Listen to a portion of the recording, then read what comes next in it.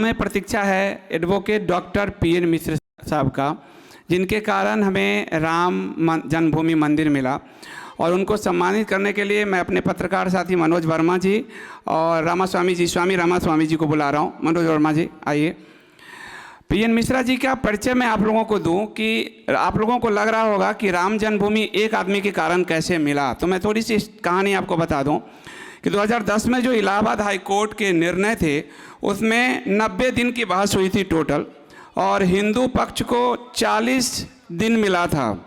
इसमें सिर्फ 28 दिन अकेले पीएन मिश्रा जी ने बहस किया, और 2010 में भी राम मंदिर का वो जो जन्मभूमि है हमें मिल पाया इनकी वजह से।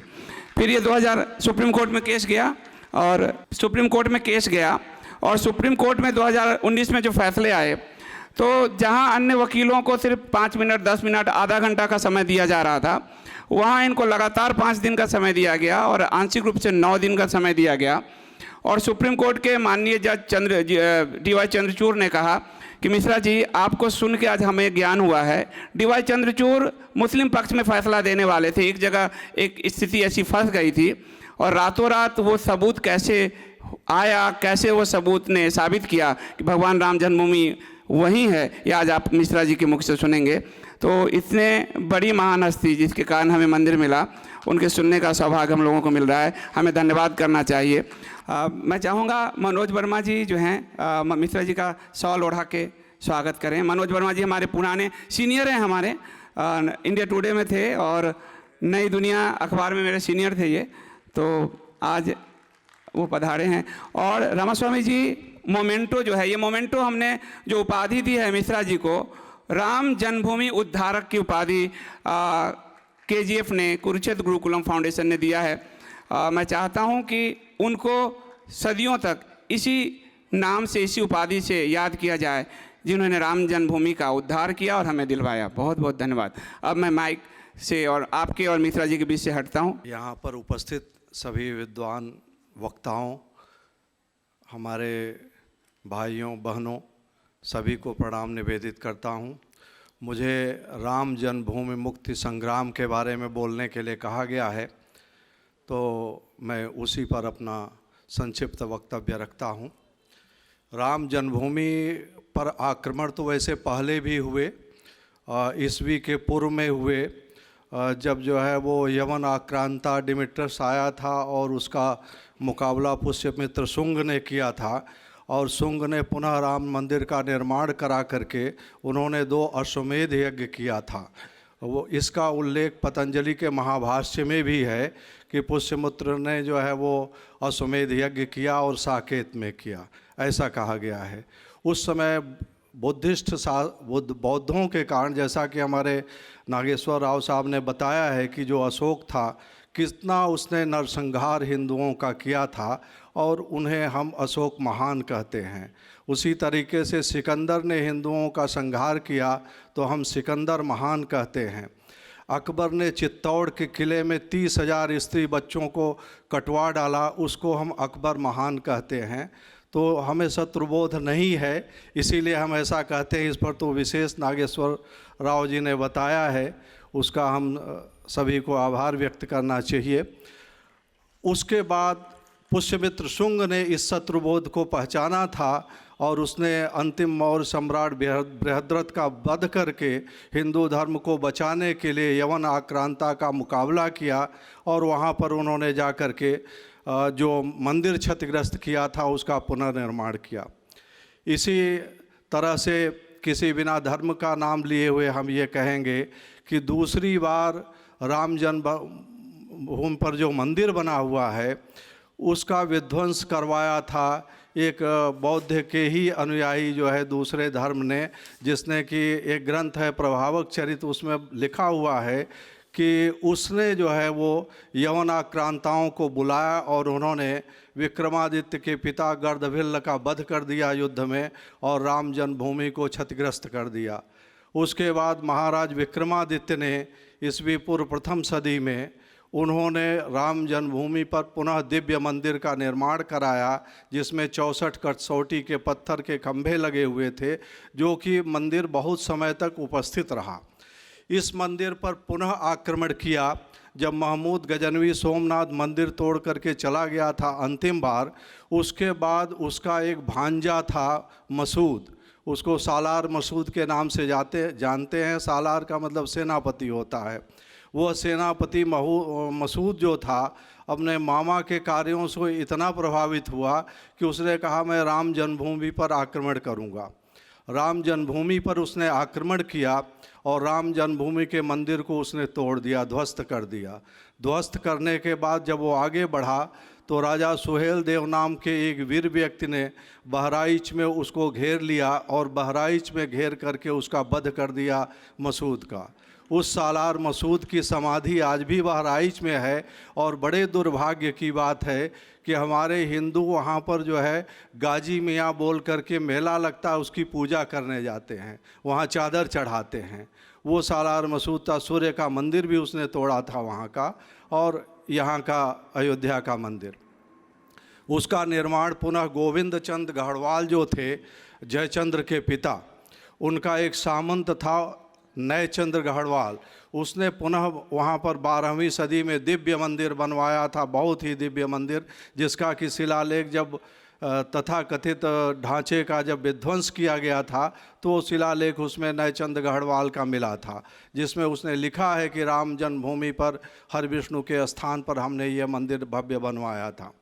उस मंदिर को भी बनाने के बाद फिर जो है विध्वंस की बात पुनः आती है, और ये आती है कि बाबर के समय में ये कहा जाता है, हालांकि इसमें बाबर ने गिराया नहीं गिराया, औरंगजेब ने गिराया, इसमें इतिहास में और साक्ष्यों में बहुत ही अंतर मिलता है। फिर भी हम ये देखते हैं कि बाबर के द्वारा गिराए जाने की बात, अयोध्या का रक्त रंजित इतिहास, अयोध्या का रोमांचक इतिहास, अयोध्या में जो जनश्रुतियाँ मिलती हैं, इनसे ये पता चलता है कि उसका बाकी ताशकंदी नाम का एक कमांडर था। उसे कहीं कहीं बाबरनामा में उसने बाकी ताशकंदी, कहीं बाकी बेग, कहीं बाकी मिंग बख्शी लिखा है।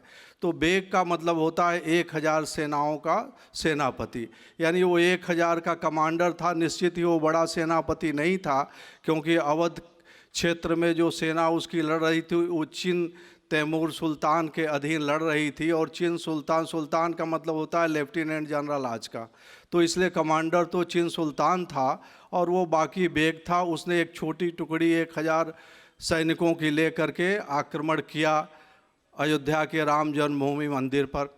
उस समय भीटी के नरेश महताब सिंह जा रहे थे बद्रीनाथ की यात्रा करने, उनके पास भी लगभग इसी प्रकार की कुछ सेना थी, साथ में सैन्य बल लेके जा रहे थे।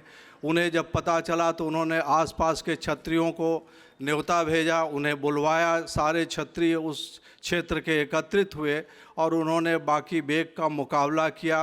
काफ़ी दिनों तक वो लड़ते रहे, 17 दिनों तक लगभग उन्होंने युद्ध किया। अंत में वो वीर गति को प्राप्त हुए और मंदिर कुछ हद तक क्षतिग्रस्त हो गया। उसके बाद उनके एक पुरोहित थे, पंडित देवी दीन पांडे थे, जो कि वहीं पर जो है सनेथू गांव है, वहाँ के रहने वाले सूर्यवंशियों के वो पुरोहित थे। राजा भी सूर्यवंशी थे, उनके पुरोहित, उन्होंने मोर्चा संभाला और 15 दिन तक पंडित देवी दीन लड़ते रहे। लड़ने के बाद वो भी वीरगति को प्राप्त हुए। इन बहादुरों के मरने के बाद उसी फैज़ाबाद में, जो आजकल अंबेडकर नगर जनपद में है, एक हंसबर रियासत है, वहाँ के राजा रणविजय सिंह आगे आए और उन्होंने लगभग 10 दिनों तक युद्ध किया और वो भी युद्ध भूमि में मारे गए। उसके बाद उनके सेनापति जो थे उन लोगों ने युद्ध किया, उनके भाई संग्राम सिंह ने युद्ध किया, वो भी खेत रहे। और बाबर के समय में, लेकिन बाबर कहते हैं कि उसके पास कुछ लोगों ने यह संदेश भेजा कि आप इसको मस्जिद कायम नहीं कर सकोगे, इसलिए संधि कर लेनी चाहिए। तो बाबर ने इस बात पर संधि किया कि मंदिर में पूजा तो करते रहें, जैसा ढांचा है वैसा ही रहे, हिंदू पूजा करते रहें, लेकिन शुक्रवार को मुस्लिम भी वहाँ पर नमाज पढ़ेंगे, ऐसा विवरण मिलता है।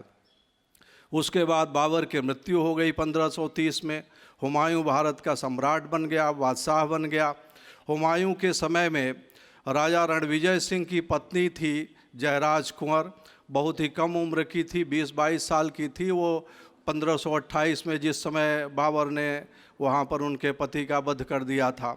उसके बाद उनके पास 3000 महिलाओं की सेना थी, उन्होंने इकट्ठा किया और 3000 महिलाओं की सेना को लेकर के वो गुरिल्ला छापामार युद्ध करना उन्होंने शुरू किया। और उनके जो गुरु थे और पुरोहित थे महेशानंद जी, वो उनके साथ रहे और इन लोगों ने मिल कर के हुमायूं के समय में उस मंदिर को मुक्त करा लिया। इन्होंने मंदिर पर कब्जा कर लिया, लेकिन रानी जयराज कुंवर और महेशानंद दोनों अंतिम लड़ाई में इतने आहत हो गए थे कि वो वीरगति को प्राप्त हुए। हुमायूं के समय में ये युद्ध हुआ। उसके बाद में अकबर के समय की बात आती है। पुनः हुमायूं की मृत्यु के बाद शेर शाह आदि ने भी उस पर कब्जा करने की कोशिश की, फिर अकबर बादशाह हुआ। अकबर के समय में ऐसा पता चलता है कि टोडरमल आदि के माध्यम से एक संधि जैसा हुआ और वहाँ पर मुसलमानों के द्वारा नमाज पढ़ा जाना भी बंद हो गया। इतना इतिहास तो हमें जनश्रुतियों से और अयोध्या के जो लोगों ने लिखा है उससे प्राप्त होता है। अब इस इतिहास की प्रामाणिकता के लिए हम मुग़लों के इतिहास ग्रंथ का अवलोकन करते हैं। तो अकबर का एक दरबारी इतिहासकार था, दो उसके प्रसिद्ध इतिहासकार और विद्वान थे, एक अबुल फजल था और दूसरा अल-बदायूनी था। अल-बदायूनी ने मुंतखबुत तवारीख नामक ग्रंथ लिखा है। उसमें उसने ये लिखा है कि ये बादशाह हिंदू रानियों के प्रभाव में इतना अधिक आ गया है कि इसने तमाम मस्जिदों को हिंदू चौकीदारों को सौंप दिया है। तो इससे पता ये चलता है कि जो जनश्रुति कहती है कि टोडरमल आदि के कारण एक संधि हुई और अकबर ने राम जन्मभूमि को हिंदुओं को सौंप दिया, वो मुंतखब तवारीख से वो उसी ओर इशारा है अल-बदायूनी का कि मस्जिद को इसने हिंदू चौकीदारों को सौंप दिया। तो इसका मतलब ये है कि मुग़ल इतिहासकार भी इस बात की पुष्टि करते हैं कि राम जन्मभूमि पर हिंदू हमेशा अधिकार बनाए रखे और हिंदुओं का अधिकार बाबर के बाद मुग़लों का या मुसलमानों का मंदिर पर कभी अधिकार नहीं रहा। इसका प्रमाण हमें एक विदेशी यात्री विलियम फिंच आया था, जो कि उस समय फ्रांसीसी कहलाता था, क्योंकि फ्रांस के क्षेत्र में इटली का वो मूल रूप से आज के इटली में उसका जन्म स्थान था, लेकिन वो फ्रेंच राजशाही के कब्ज़े में था, इसलिए फ्रेंच कहलाता था। तो विलियम फिंच जो आया था वो जहांगीर के काल में आया था। 1608 से 1613 ईस्वी तक वो भारत में रहा। उसने ये लिखा है कि मैं अयोध्या में गया, वहाँ पर रामकोट है, रामकोट में भगवान राम का जन्म स्थान है, सीता का, हनुमान जी का और भगवान राम का मंदिर है। वहाँ पर ब्राह्मण बैठे रहते हैं और जो भी जाता है उसका नाम लिखते हैं। मैंने पूछा कि आप लोग कब से नाम लिखते हो, तो उन ब्राह्मणों ने बताया कि हम लाखों साल से नाम लिखते हैं। तो यहाँ पर मतलब इसका ये है कि हमारे तीर्थों में पंडे होते हैं। आज भी आप जाइए, पुरी में जाइए, हरिद्वार में जाइए, 300 साल 400 साल पुराने आपके पूर्वजों का नाम बता देंगे। तो उसी परंपरा का उल्लेख उन्होंने किया है। वो अयोध्या के पंडे लोग थे जो कि जाने वाले तीर्थयात्रियों का नाम लिखते थे। अब जिन मंदिरों का उसने उल्लेख किया है विलियम फिंच ने, हनुमान जी का मंदिर है, सीता जी का मंदिर है, तो सीता पाक सीता रसोई वहाँ थी, हनुमानगढ़ी का मंदिर हनुमान जी का पास में है ही, और भगवान राम का मंदिर था। इसका मतलब ये है कि विलियम फिंच जहांगीर के काल में भी हिंदू ही वहाँ पूजा करते थे। इसलिए किंवदंती जो हिंदुओं में जनश्रुति है कि जिनका नाम हमने स्मरण किया, तमाम का हमें नाम नहीं ज्ञात है इसलिए नहीं स्मरण किया, उन वीरों के कारण जो है जन्मभूमि मुक्त करा ली गई थी और हिंदू अपने कब्जे में थे, रख करके पूजा कर रहे थे। यही स्थिति करीब करीब जो है वो शाहजहाँ के समय तक बनी रही। उसके बाद काल आता है औरंगजेब का। औरंगजेब एक बहुत ही सभी मिलता है। वो भी एक इटली का जो है व्यक्ति था। उस समय चूँकि फ्रांस का कब्जा था तो वो भी फ्रेंच कहलाता था। उसका नाम था निकोलो मनुची। वो भारत में आया था, कम ही उम्र में भारत आया। भारत में आने के बाद वो यहाँ पर जो है राजा जय सिंह की से वो पहले तो वो दारा की सेना में जो शामिल हो गया था, और सामूगढ़ की लड़ाई जो हुई थी औरंगजेब और दारा के बीच में, उसमें जो है वो दारा शिकोह की ओर से लड़ा था। उस लड़ाई में दारा हार गया, औरंगजेब विजेता हुआ। जब औरंगजेब जीत गया तो निकोलो मनूची भी बुद्धिमान व्यक्ति था, वो मिर्ज़ा राजा जय सिंह की सेना में शामिल हो गया। जय सिंह के साथ वो शिवाजी से भी लड़ने के लिए 1668 में गया हुआ था, वहाँ पर दक्षिण में जय सिंह की कमान में। यानी इससे मैं आपको ये बताना चाहता हूँ कि निकोलो मनूची एक कमांडर था और औरंगजेब की सेना का बहुत ही सक्रिय सदस्य था। वो छत्रपति शिवाजी तक से लड़ने गया था। उसने 3 खंडों में जो अपनी स्टोरिया डो मुगल लिखी है वो समकालीन था, आई विटनेस था। उसने ये लिखा है कि बादशाह औरंगजेब के आदेश से हिंदुओं के 4 बड़े मंदिर, काशी का, मथुरा का, अयोध्या का और मायावती यानी हरिद्वार का, ये 4 बड़े मंदिर ध्वस्त कर दिए गए। लेकिन साथ ही उसने ये भी लिखा है कि उन मंदिर के टूटने के कुछ समय बाद ही हिंदुओं ने उस पर फिर कब्जा कर लिया और जिस अवस्था में वो थे उसी में पूजा करने लगे। तो यहाँ पर हमें ये पता चलता है कि अमेठी के शासक देवी दत्त सिंह थे, उन्होंने जो है वो एक आक्रमण किया और राम जन्मभूमि पर जो है वो वीरगति को प्राप्त हुए। इसका मतलब था कि जो ये कहता है निकोलो मनूची कि तुरंत हिंदुओं ने पुनः अधिकार कर लिया, तो इन राजाओं ने जो आक्रमण किया था उसके कारण पुनः अधिकार किया। अधिकार तो निश्चित रूप से ही कर लिया था, क्योंकि जब हम देखते हैं 1770 में आते हैं तो एक जोसेफ टिफन थेलर नाम का यात्री आया था।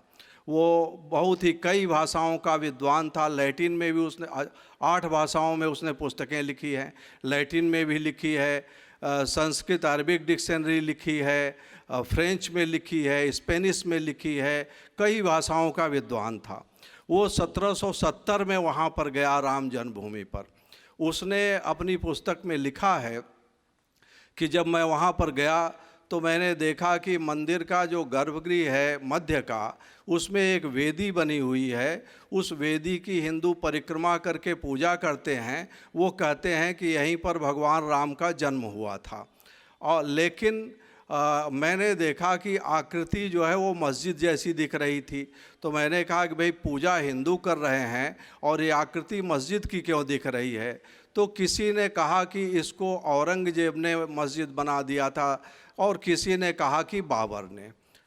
ये वो लिखता है कि उसको किस बताया, कुछ लोगों ने बताया कि औरंगजेब ने ये ध्वस्त करके इसको मस्जिद का रूप दिया था और कुछ लोगों ने बताया कि बाबर ने दिया था। लेकिन उसने कहा कि मुझे जो दिखाई पड़ रहा है यह ढांचा नया दिख रहा है, यानी उसके अनुसार औरंगजेब का द्वारा बनाया हुआ ही रहा होगा, क्योंकि 1670 के आसपास औरंगजेब के द्वारा गिराए जाने की बात आती है और वो 1770 में 100 वर्ष बाद गया था। अगर बाबर की बात रही होती तो काफ़ी पुरानी हो जाती। वो बताता कि ढांचा बहुत पुराना है। तो उसने ये कहा कि मुझे लगता है कि ये ढांचा नया है, यानी उसका कहना था कि ये औरंगजेब ने गिराया। अब औरंगजेब के समय में भी जिन लोगों ने युद्ध किया था वो तो किया था। उसके बाद अब औरंगजेब के काल के बाद में हम आते हैं, उस कालखंड के बाद में, तो 1856 में हिंदू और मुसलमानों का वहाँ पर बहुत बड़ा दंगा हुआ अयोध्या में।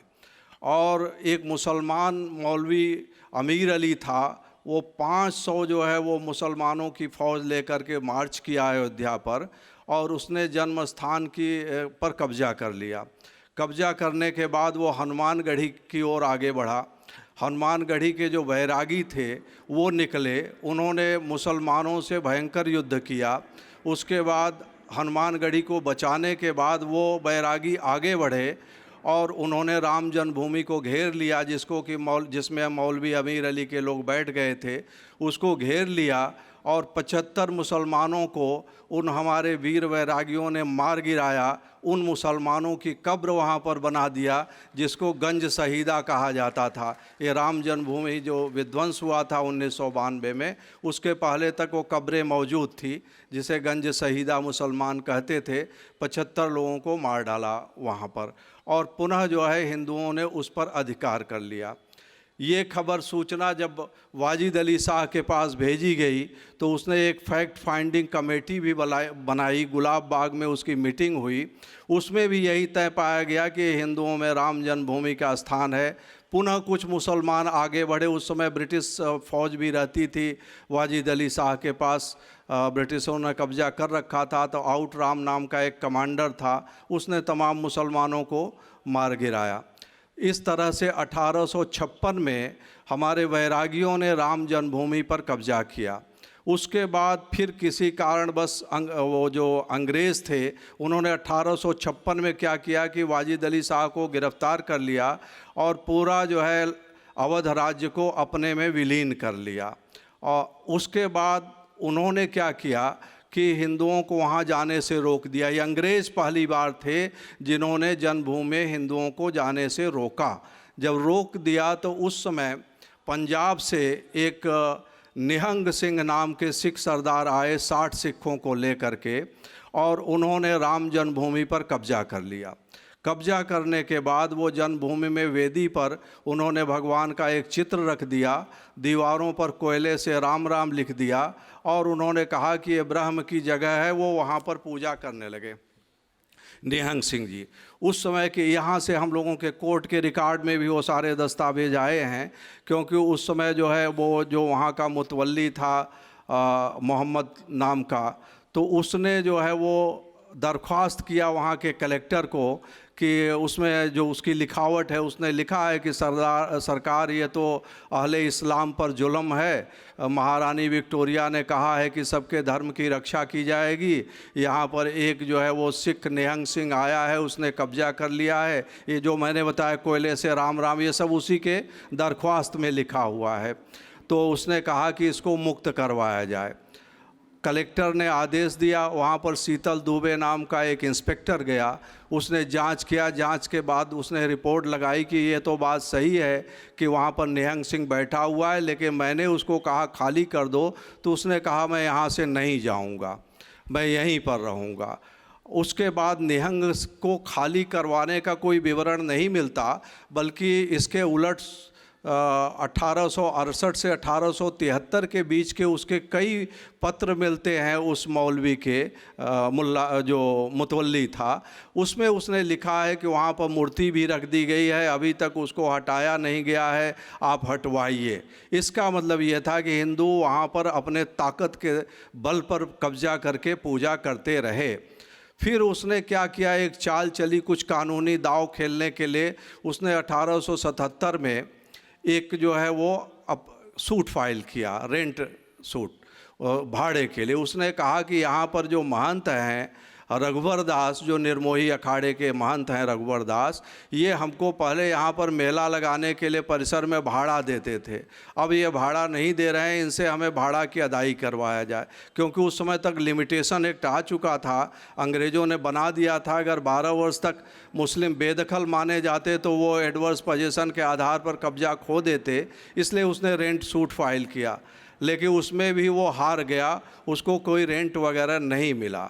फिर 1883 में रघुवर दास जी ने स्वयं ही एक सूट फाइल किया कि यहाँ पर हमको मंदिर बनाने की इजाज़त दी जाए। क्योंकि अंग्रेज़ों ने क्या किया था कि 1856 में वहाँ पर बाहर का परिसर और भीतर का दोनों के बीच में एक दीवार बना दी थी, और उन्होंने कहा था बाहर हिंदू पूजा करें, अंदर कोई नहीं जाएगा। मुसलमान भी नमाज़ पढ़ने नहीं जाने पाते थे, अंदर का परिसर उन्होंने बंद कर दिया था, हिंदू बाहर चबूतरा बना के पूजा करते थे। तो महंत रघुवर दास जी ने यह कहा कि मैं इस चबूतरे पर मंदिर बनाऊंगा, क्योंकि वो चबूतरा जो है वो चूने का था और ऊपर से जो है वो घास फूस की छत थी। उन्होंने कहा मैं पक्का मंदिर बनाऊंगा, मुझे इजाज़त दी जाए। उन्हें मुकदमा चला। पंडित हरकिशन नाम के एक उस समय जो जज थे, सिविल जज, वो गए वहाँ पर मौके पर मुआयना करने।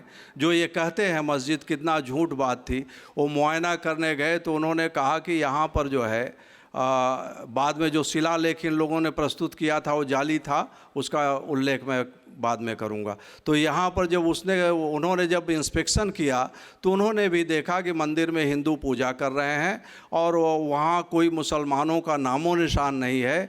खाली दरवाजे पर ऊपर की ओर से माने जैसे खुदाई न करके, इंस्क्राइब न करके, सुपर स्क्राइब करके ऊपर से वहाँ पर अल्लाह शब्द लिखा हुआ था। ये उन्होंने अपने रिपोर्ट में दिया और उन्होंने ये निर्णय दिया कि चूँकि बहुत पुरानी बात हो गई है, बार्ड बाय लिमिटेशन है, हिंदुओं के साथ अन्याय हुआ है लेकिन हम कुछ कर नहीं सकते हैं। उन्होंने उनको रिलीफ नहीं दी। अपील हुई तो जिला जज जो है वो चामियर नाम के जिला जज थे, वो भी स्वयं गए वहाँ पर इंस्पेक्शन करने। उन्होंने भी यही स्थिति देखी और उन्होंने स्पष्ट कहा कि हिंदुओं के साथ ये भयंकर हुआ है अत्याचार, लेकिन हम कानून से विवश हैं। बताया जाता है कि बाबर के समय में हुआ तो 300-350 वर्ष पुराने मामले का निपटारा हम नहीं कर सकते, इसलिए उन्होंने कहा कि मैं मंदिर बनाने की इजाज़त नहीं दे सकता। वो स्थिति वहीं पर समाप्त हुई। मंदिर बनाने की इजाज़त महंत रघुवर दास को नहीं मिली। उसके बाद उन्होंने महंत रघुवर दास ने अपने ताकत के दम पर उन्होंने वो जो रेलिंग बनाई गई थी उसमें सुराख बना दिया आने जाने का, और कलेक्टर को उन्होंने सूचित कर दिया कि ये जो है अब हिंदू इसी मार्ग से जब हम मेला लगाएंगे तो अंदर जाके पूजा करेंगे। कलेक्टर ने भी परमिशन दे दिया कि ठीक है, ये द्वार खोल दो। फिर मुसलमान जो असगर अली उस समय का मुतवल्ली था, उसने एप्लीकेशन किया कि ये दरवाज़ा खोल करके हिंदुओं के पक्ष में बात की जा रही है, अन्याय किया जा रहा है, इसको बंद कर दिया जाए। लेकिन उस दरवाजे को नहीं बंद करवाया गया, वो खुला रहा। और वर्ष में रामनवमी के दिन जो मेला लगता था, महंत रघुवर दास जी लगवाते थे, उन दिनों में जाके वहाँ पूजा करते थे। निश्चित रूप से वो मंदिर ही था, क्योंकि अगर हम आईने अकबरी को देखें अबुल फजल, तो अबुल फजल भी लिखता है अयोध्या का, जहाँ पर वो विवरण देता है वहाँ पर वो लिखता है कि यहाँ पर रामकोट है, रामकोट में रामनवमी के दिन भगवान का वो जन्म उत्सव मनाया जाता है, सारे हिंदू इकट्ठे होते हैं। यहाँ से थोड़ी दूर पर एक 6 गज की जो है मज़ार है, एक 7 गज की मज़ार है जो कि पैगंबर शीश और पैगंबर जाब की है। फिर वो बहराइच का जिक्र करता है कि वहाँ पर सालार मसूद की मज़ार है। फिर रतनपुर का जिक्र करता है, वो बताता है कि वहाँ पर कबीर दास की मज़ार है। ये सब माने इतना उसका सूक्ष्म निरीक्षण है, माइक्रोस्कोपिक ऑब्जर्वेशन है कि उसकी निगाह से 6 गज और 7 गज की जो कब्र है वो भी नहीं बची, तो इतनी बड़ी बाबरी मस्जिद कैसे बच जाती। वो अवश्य ही लिखता कि उसके आश्रयदाता जो अकबर था, उसके ग्रैंडफादर ने, ग्रेट ग्रैंडफादर ने वहाँ पर जो है वो मस्जिद बनाई थी। लेकिन उसने भी कहीं उल्लेख नहीं किया है, जन्मोत्सव का उसने उल्लेख किया है। इसका मतलब कि उसके समय में भी वहाँ मस्जिद नहीं थी, हम पूजा करते रहे। फिर 1885 की घटना है कि 1885 में एक ब्रिटिश जो है था, आर्कियोलॉजिकल सर्वे ऑफ इंडिया का ऑफिसर था, ए फ्यूहरर उसका नाम था। उसने एक पुस्तक लिखी है सर की आर्किटेक्चर। उसमें उसने लिखा है कि जब मैं गया वहाँ पर 1888 में, तो उसने लिखा है कि वहाँ पर जो है 2 शिलालेख लगे पाए गए। एक शिलालेख में लिखा गया था कि यहाँ पर मीर बांकी ने गगनचुंबी मस्जिद बनाई जो कि फरिश्तों के उतरने की जगह है, और ये 1500 वहाँ पर जो उसने संबत लिखा था, जो फारसी में जो सन दिया था, वो कन्वर्ट करने पर 923 हिजरी यानी 1516 ईस्वी आता था। यानी 1516 ईस्वी में बाबर ने बनवाया और उसकी नींव चीन और तुर्की के सुल्तान की उपस्थिति में रखी गई। इस पर मैंने कोर्ट में भी बहस किया था कि कितना हास्यास्पद और ये जाली शिलालेख जो बना करके वहाँ लगा दिया गया। यानी जब वो चामियर साहब इंस्पेक्शन करके 1885 में चले गए, उन्होंने कहा कोई चिन्ह नहीं है, तो अंग्रेज़ों ने ही एक शिलालेख बनवाया और उसको जो है लगवा दिया। हमने वहाँ बताया कि ये सर्वथा असंभव है कि 923 हिजरी यानी 1516 में बाबर यहाँ पर आके बनवा दिया, क्योंकि ये मानी हुई बात है कि बाबर ने इब्राहिम लोदी को 1526 ईस्वी में हराया था, तो 10 बरस पहले कैसे बाबर आ गया। और दूसरी चीज़ ये थी कि वहाँ मीर बाकी नाम नहीं था, मीर खान था, मीर खान के नाम से नामक व्यक्ति ने बनाई। तो बाबरनामा में जो बाबर ने उल्लेख किया है अपने एक मीर खान नाम के सेनापति का, तो वो भारत में जब आक्रमण किया उसके 6 साल पहले ही काबुल में मारा जा चुका था, यानी मीर खान नाम का कोई आदमी भी उस समय नहीं था।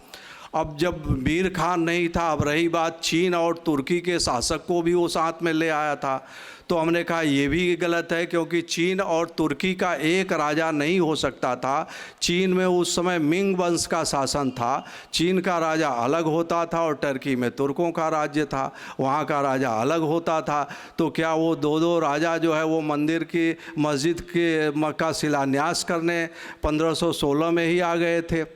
तो ये अंग्रेज़ों ने एक साजिश रची मुसलमानों से मिल करके, उन्होंने वो शिलालेख लगा करके साक्ष्य गढ़ने का प्रयास किया।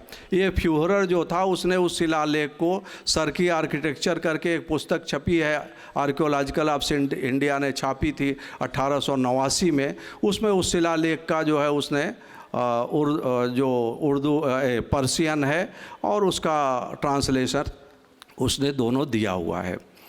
उसके बाद उसने लिखा कि एक और शिलालेख लिखा हुआ है जो कि कुरान का है, एक कलमा जैसा है। ये रही बात। इसके आगे अब साजिश और होती है।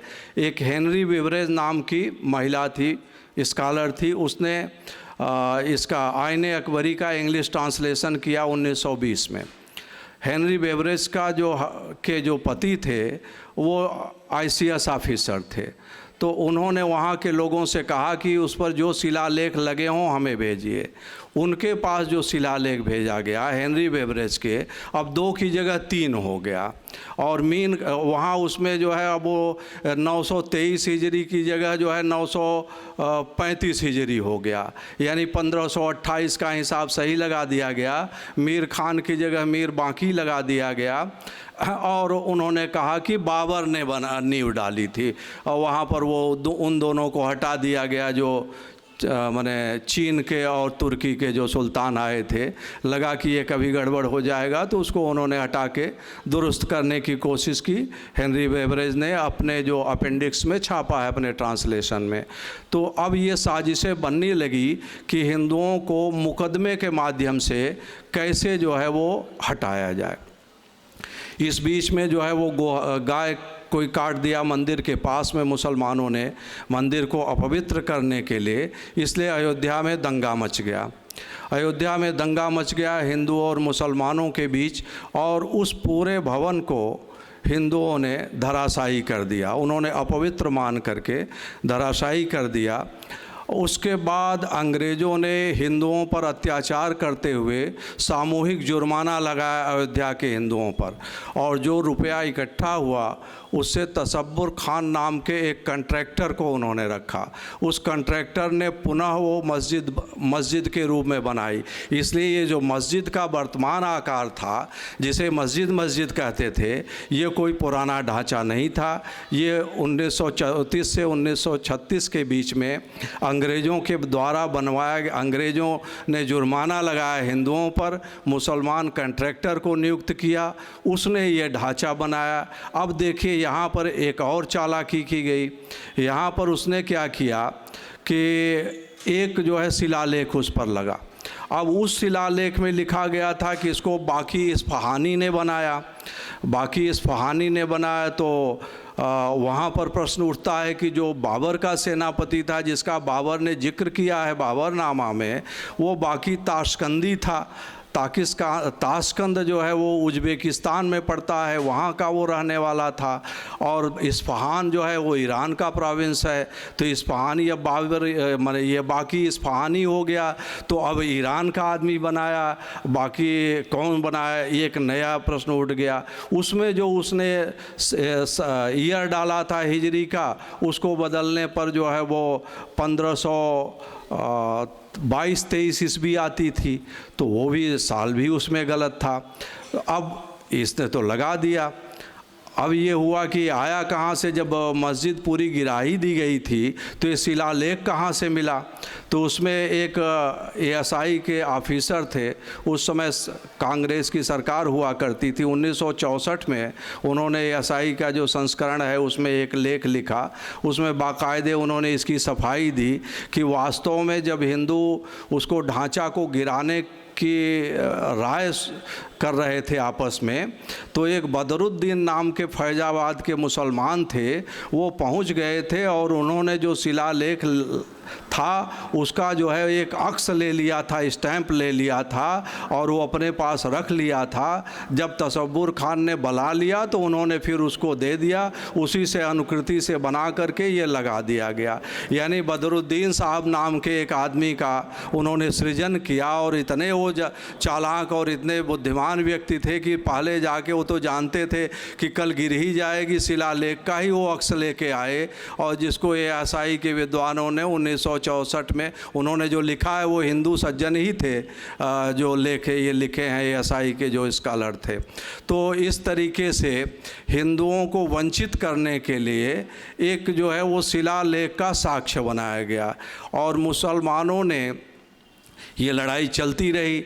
ज़बरदस्ती ब्रिटिश सरकार पुलिस के हिफाजत में मुसलमानों को लेके जाती थी और शुक्रवार को नमाज़ पढ़ाती थी ज़बरदस्ती। तो वहाँ पर क्या हुआ कि बाबा अभिराम दास, बाबा श्याम चरण दास, इन सब लोगों ने एक योजना बनाई कि अब कैसे पूरे के पूरे इनकी नमाज को पढ़ना बंद किया जाए। उन्होंने अखंड राम नाम राम कीर्तन शुरू कर दिया 2 महीने से और हज़ारों की संख्या में साधु संतों ने घेर लिया राम नाम का जप करने के माध्यम से। घेर करके एक रात में जो है, अब यहाँ पर 2 बातें हैं, जो मुसलमान हैं या जो सरकारी रिकॉर्ड हैं वो ये कहते हैं कि वहाँ पर जो है बाबा अभिराम दास ने मूर्ति घुसा दी रात में। 22 और 23 दिसंबर की जो रात थी 1949 की, उसमें उन्होंने मूर्ति का प्रवेश करा दिया। लेकिन उस समय जो वहाँ गार्ड था, जो ड्यूटी पर कांस्टेबल था, वो मुसलमान था। उस मुसलमान का बयान ये है जो ऑन रिकॉर्ड है, उस मुसलमान ने कहा कि अचानक जो है प्रकाश हो गया 12 बजे रात पे, मेरी आंख चौंधिया गई, मुझे कुछ दिखाई पड़ना बंद हो गया। उसके बाद जब मेरी आंख खुली तो यहाँ पर ये 3 मूर्ति प्रकट हो गई थी, यही मैंने देखा है। तो उसका ये वक्तव्य था। लेकिन अब यहाँ पर फिर शुरू हो गया। पंडित जवाहरलाल नेहरू जी ने, गोविंद वल्लभ पंत जी उस समय वहाँ के मुख्यमंत्री थे, उन्होंने उनको पत्र लिखा कि ये जिस किसी भी तरीके से मूर्ति को वहाँ से हटा देनी चाहिए, अन्यथा जो है ठीक नहीं होगा। हमने जो है वो, हमारा धर्मनिरपेक्ष संविधान है और हमने जो है मुसलमानों के धार्मिक स्थानों सबके रक्षा करने की शपथ खाई है, तो ये अंतर्राष्ट्रीय स्तर पर हमारे लिए अच्छा नहीं होगा। गोविंद वल्लभ पंत ने कहा कि देखिए उस समय हिंदू कितने प्रबल थे। गोविंद वल्लभ पंत ने लिखा है, पत्र उनका है कि ये मेरी सामर्थ्य के बाहर है। अगर आप मूर्ति हटवाने की बात करेंगे तो खून खराबा इतना होगा कि मैं कुछ नहीं कर पाऊँगा। ऐसी स्थिति में अगर आप हटवाने को कहते हैं तो पहले मेरा त्याग पत्र ले लीजिए। फिर पंडित नेहरू जी सिकुड़ के बैठ गए। वहाँ पर गोविंद वल्लभ पंत ने उसको बचाया। वहाँ पर मूर्ति प्रवेश करवाने में पुनः मुसलमानों के अधिकार में न जाए, इसलिए वहाँ के जो एसपी थे और जो डीएम थे उन लोगों ने बड़ा सक्रिय कार्य किया। वो नायर साहब थे, बाद में वहाँ से एमपी हो गए। वो एमपी क्या हो गए, उनका ड्राइवर तक वहाँ से विधायक हो गया था। इतना हिंदुओं ने एकता का प्रदर्शन किया था। अब वहाँ पर इन 2 डीएम, एसपी और पंडित गोविंद वल्लभ पंत, इन सब के कारण हिंदू तो कब्जे में रह गए। पुलिस ने ये कार्रवाई कर दी कि पुलिस ने वो उसको जो है वो कुर्क कर दिया। दफ़ा 145 1898 की जो सीआरपीसी थी उस समय लागू थी, उसके अनुसार उन्होंने कुर्क कर दिया। एक रिसीवर नियुक्त कर दिया गया। 29 दिसंबर 1949 को वहाँ रिसीवर बाबू प्रियदत्त राम बैठा दिए गए कि जिससे कि पूजा चलती रहे। अब यहाँ से कानूनी युद्ध शुरू हो जाता है। कानूनी युद्ध शुरू होता है कि एक गोपाल सिंह विशारद नाम के व्यक्ति थे, वो एडवोकेट थे। वो उन्होंने जा कर के वो समझ गए कि अब एक कुर्क हुआ है, तो अगर एक निश्चित समय अवधि के भीतर नहीं सूट फाइल करके इसका पोजीशन लिया गया तो बार्ड बाई लिमिटेशन हो जाएगा बाद में सूट फाइल करना भी। तो उन्होंने एक सूट फाइल किया, सूट नंबर 2 वर्ष 1950 अयोध्या फैजाबाद की अदालत में, कि मैं एक धार्मिक व्यक्ति हूँ, प्रतिदिन जाता रहा वहाँ पर मंदिर में पूजा करता था। 10-15 दिन से मैं बीमार हो गया था, पूजा करने नहीं जा पाया।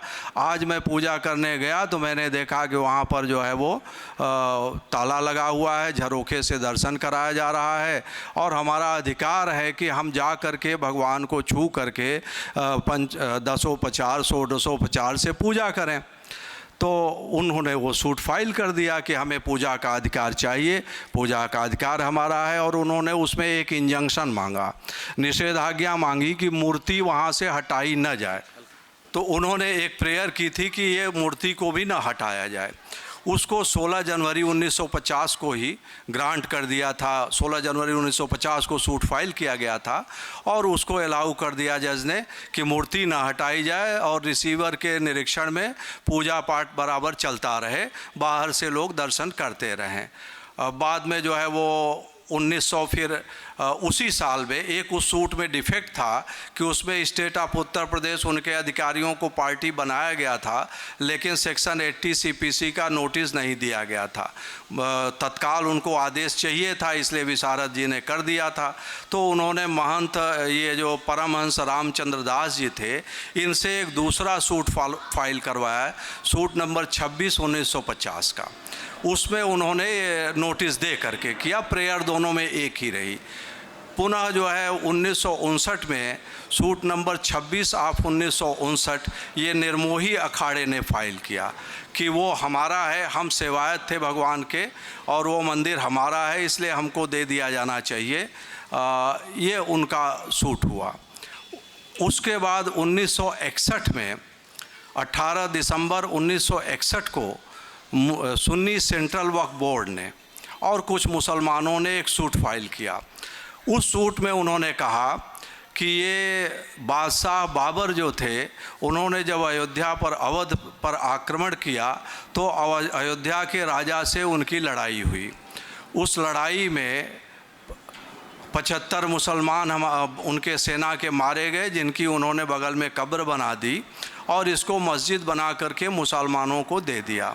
इसलिए यह वक्फ प्रॉपर्टी है, इसको मस्जिद डिक्लेयर किया जाए, मूर्ति को हटवा दिया जाए और इसका कब्जा सुन्नी सेंट्रल वक्फ बोर्ड को दे दिया जाए। अब उसमें यह था कि कोई भी जो सूट फाइल होता है, अगर 12 वर्ष के बाद होता है तो बार्ड बाई लिमिटेशन हो जाता है, एडवर्स पोजीशन। तो 22-23 दिसंबर 1949 की रात को वहाँ मूर्ति घुसाई गई थी, जैसा कि लोग बताते हैं मुसलमानों का पक्ष। तो अगर 22 दिसंबर 1961 हो जाता तो वो सूट फाइल नहीं कर सकते थे, तो 4-5 दिन पहले ही उन्होंने ये सूट फाइल कर दिया। बाद में एप्लीकेशन हुआ कि इन सूट को कंसोलिडेट कर दिया जाए, एक साथ कर दिया जाए, तो इनको री नंबर कर दिया गया और इनको सूट नंबर 1, 2, 3, 4 करके नंबरिंग कर दी गई और ये सूट जो है वहाँ की अदालत में चलने लगे। एक उसमें इशू था कि ये वक्फ प्रॉपर्टी है। उस इशू को 1964 में ही कोर्ट ने डिसाइड कर दिया मुसलमानों के विरुद्ध। उसने कह दिया कि ये वक्फ प्रॉपर्टी नहीं है, वक्फ में जो एंट्री की गई है वो बिना सही नोटिस दिए गई। तो ये पहली विजय जो है हिंदुओं को कानूनी, एक तो 16 जनवरी को हुई थी जब निषेधाज्ञा हुई थी कि मूर्ति नहीं हटाई जा सकती, दूसरी हुई 1964 में जब जो है वो ये इशू कर दिया, डिसाइड कर दिया गया हिंदुओं के पक्ष में। लेकिन कानून भी किसकी मदद करता है? कानून उसी की मदद करता है जो अपनी मदद खुद करता है। अगर बाबा अभिराम दास, बाबा श्याम चरण दास, इन सब अयोध्या के संतों ने वहाँ पर कीर्तन करके भगवान को न प्रकट किया होता तो फिर जो है ये कहाँ से आदेश होता, कहाँ से केस चलते, कहाँ से मुकदमे होते। ये सूट चलने लगे।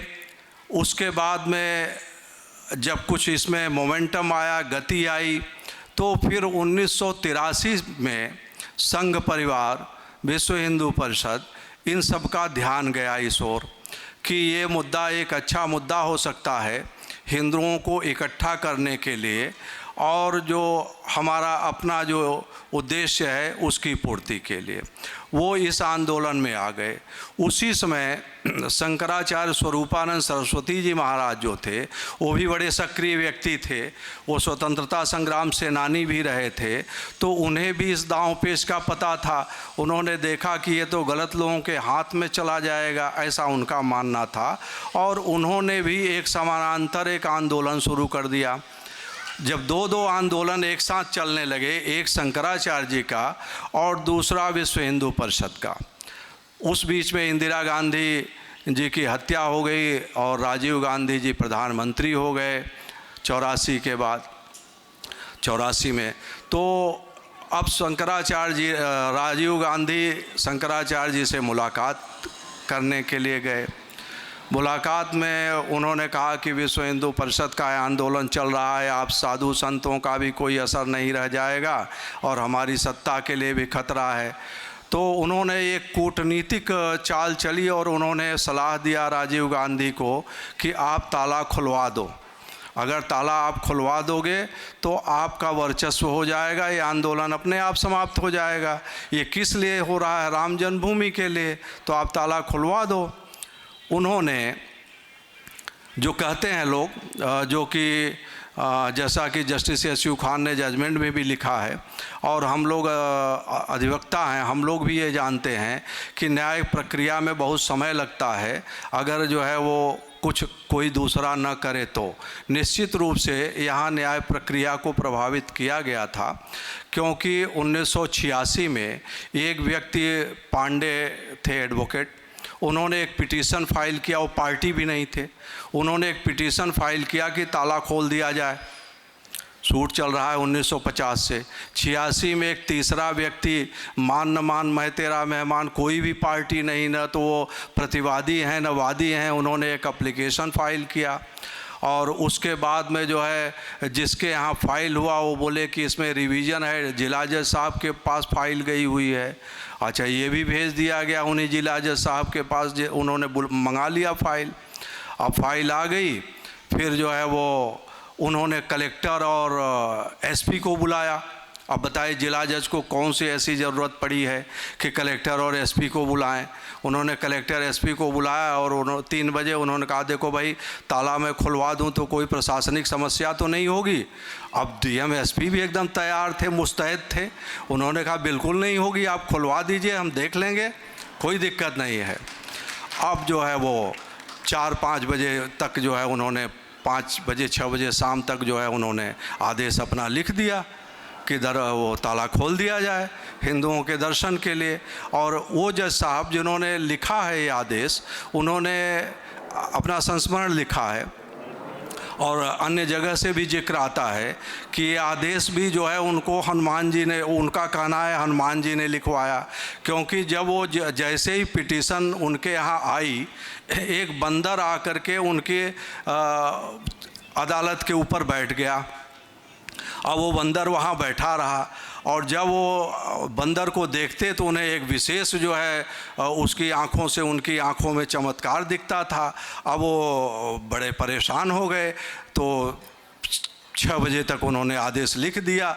जब आदेश उन्होंने लिख दिया तो बंदर चला गया।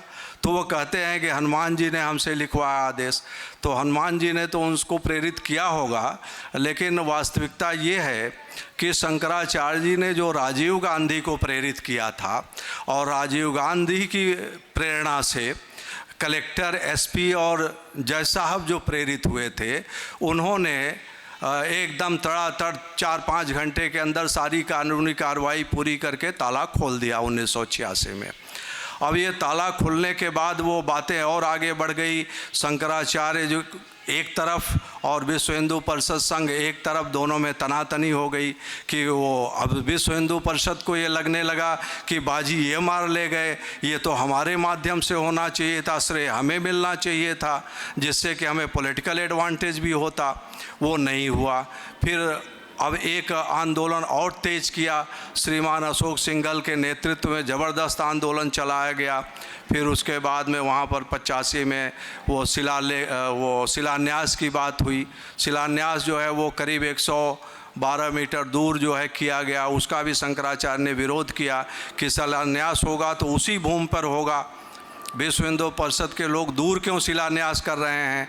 दूर शिलान्यास करने से हमेशा ही हम उस भूमि को भूल जाएंगे, इसलिए वो भी शिला उला ले करके चले शिलान्यास करने शंकराचार्य स्वरूपानंद जी, और उन्हें चुनार के किले में मुलायम सिंह यादव ने कैद कर दिया। वो वहाँ पर गिरफ्तार कर लिए गए। विश्व हिंदू परिषद के लोगों को उस समय राजीव गांधी और मुलायम सिंह यादव दोनों ही समर्थन कर रहे थे कि थोड़ा 100-150 मीटर दूर शिलान्यास हो जाए तो मुसीबत टले। ये हो शिलान्यास भी हो गया और उस जगह पर भी नहीं हुआ, तो उस समय शंकराचार्य जी को गिरफ्तार कर लिया गया। लेकिन ये भी सच्चाई है कि ये बीजेपी के लोगों को आप हिंदूवादी कहें या न कहें, लगभग जो है 8-10 दिन तक शंकराचार्य जी को गिरफ्तार करके रखा गया। किसी ने भी उनके पक्ष में कुछ नहीं बोला। अगर संसद में किसी ने बोला तो लाल कृष्ण आडवाणी ने कहा कि हमारा भले विरोध हो, हमारे वो भले समर्थक न हो, लेकिन वो हमारे शंकराचार्य हैं, उनको गिरफ्तार करके आप कैसे रख सकते हो? उनके दबाव के आगे सरकार झुकी और शंकराचार्य जी को वहाँ से मुक्त कर दिया गया। अब उसके बाद कानूनी दांव पेच और आगे बढ़ा। 1989 में पहले जो है विश्व हिंदू परिषद की ओर से एक जस्टिस देवकी नंदन अग्रवाल जी थे, इलाहाबाद हाई कोर्ट के रिटायर्ड जज थे। उन्होंने एक सूट फाइल किया, रामलला विराजमान और नेक्स्ट फ्रेंड यानी मित्र जो है देवकी नंदन अग्रवाल। उसमें उन्होंने यह दावा किया कि उसमें उन्होंने गोपाल सिंह विशारद को भी पार्टी बनाया प्रतिपक्षी, और उन्होंने यह दावा किया कि ये सारी ज़मीन भगवान रामलला विराजमान की है, इसलिए ये सारी ज़मीन भगवान रामलला को दे दी जानी चाहिए और किसी की ज़मीन नहीं है। देवकी नंदन अग्रवाल जी के सूट फाइल करते ही कुछ ही 3 महीने में उन्होंने फरवरी में 1 फरवरी 1989 को उन्होंने सूट फाइल किया और 27 फरवरी को, और 27 अप्रैल को जो है स्वरूपानंद सरस्वती जी महाराज जो शंकराचार्य थे, उन्होंने भी जो है वो एक पिटीशन फाइल कर दिया कि हमको पार्टी ऐड कर दिया जाए। उनको भी 4 नंबर सूट जो मुसलमानों का था उसमें वो भी पार्टी बन गए, डिफेंडेंट नंबर 20 बन गए। पार्टी बनने के पहले उन्होंने धर्माचार्यों की सभा बुलाई थी, उसमें सारे धर्माचार्य, रामानुजाचार्य, रामानंदाचार्य, वल्लभाचार्य, मध्वाचार्य, निम्बारकाचार्य, जितने भी लोग थे सभी इकट्ठे हुए थे, और उन लोगों ने सर्वसम्मति से कहा कि 4 शंकराचार्य नेतृत्व करें और उनमें भी वरिष्ठ स्वरूपानंद जी महाराज हैं, ये अगुवाई करें और एक ऐसी संस्था बनाएं जो अदालत में मुकदमे लड़ सके। तो उन्होंने 1989 में ही एक राम जन्मभूमि पुनरुद्धार समिति नाम की संस्था बनाई, और वही संस्था पार्टी हुई थी। और उसमें दैनिक जागरण उधर का था, एक उसके प्रोप्राइटर संभवतः हुआ करते थे मदन मोहन गुप्ता, वो कन्वेनर उस संस्था के बनाए गए थे, भोपाल वगैरह के थे, वो पार्टी बन गए। अब गवर्नमेंट ने एक एप्लीकेशन उसी समय फाइल कर दिया हाई कोर्ट में सेक्शन 24 CPC में कि सारे केस को ट्रांसफ़र कर लिया जाए हाई कोर्ट में। तो सारे केस हाई कोर्ट में ट्रांसफ़र हो गए। इस बीच में जो है वो मुसलमानों की बातचीत चलने लगी, जो उसमें तत्कालीन सरकार VP सिंह, चंद्रशेखर आदि की जो थी, वहाँ पर उस समय PMO में राम जन्मभूमि के प्रभारी एक IPS ऑफिसर थे किशोर कुणाल जी। उनको ये जिम्मा सौंपा गया था कि सुलह समझौता करवा दीजिए हो सके तो।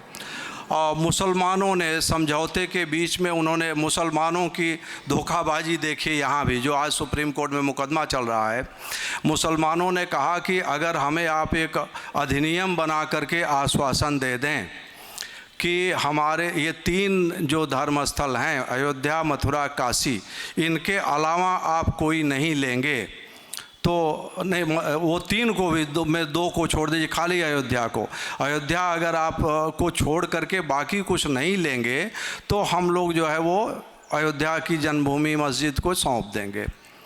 तो उन्होंने जो है एक एक्ट पास कर दिया 1991 में, जो स्पेशल वर्शिप एक्ट है 1991 का, जिस पर सुप्रीम कोर्ट में सुनवाई चल रही है। उसमें यही प्राविधान कर दिया गया कि 14-15 अगस्त की जो रात थी 1947 की, उस दिन जो पूजा स्थलों का जैसा था वही रहेगा। उनके बारे में, उनकी स्थिति परिवर्तन करने के बारे में कोई सूट नहीं फाइल किया जा सकता, और जो अदालतों में सूट हैं वो सभी जो है एबेट कर जाएंगे, सम्मित हो जाएंगे। अधिनियम तो उन्होंने पास करवा लिया, लेकिन जो है वो सौंपने को तैयार नहीं हुए। अब जब तैयार नहीं हुए तो फिर जो है वो एक शर्त उन्होंने और रख दी कि भाई इसमें हमारी मस्जिद भी बननी चाहिए। तो नरसिंह राव ने 1993 का इस एक एक्ट बनाया, एक्विजिशन ऑफ अयोध्या इस एरिया सर्टेन एरिया एक्ट 1993। उसमें उन्होंने प्राविधान किया कि लगभग 70 एकड़ की जो ज़मीन है वो गवर्नमेंट जो है अधिग्रहित कर लेती है। इसमें से कुछ हिस्से माने विवाद बहुत हो रहा है, इसलिए विवाद को शांत करने के लिए अधिग्रहित कर ले रही है। इसमें जो है वो एक हिस्सा दे दिया जाएगा जन्मभूमि का मंदिर बनाने के लिए, एक हिस्सा मस्जिद बनाने के लिए, और बीच में बफर जोन कर दिया जाएगा जिसमें कि पुस्तकालय ये वो बना दिया जाएगा। इस तरीके से हमेशा के लिए झगड़ा सलट जाएगा। ये उन्होंने कर दिया। उसको मुसलमानों ने चुनौती दे दिया। एक मोहम्मद इस्माइल थे, उन्होंने, और इधर प्रेसिडेंशियल रेफरेंस भी हुआ गवर्नमेंट ने किया।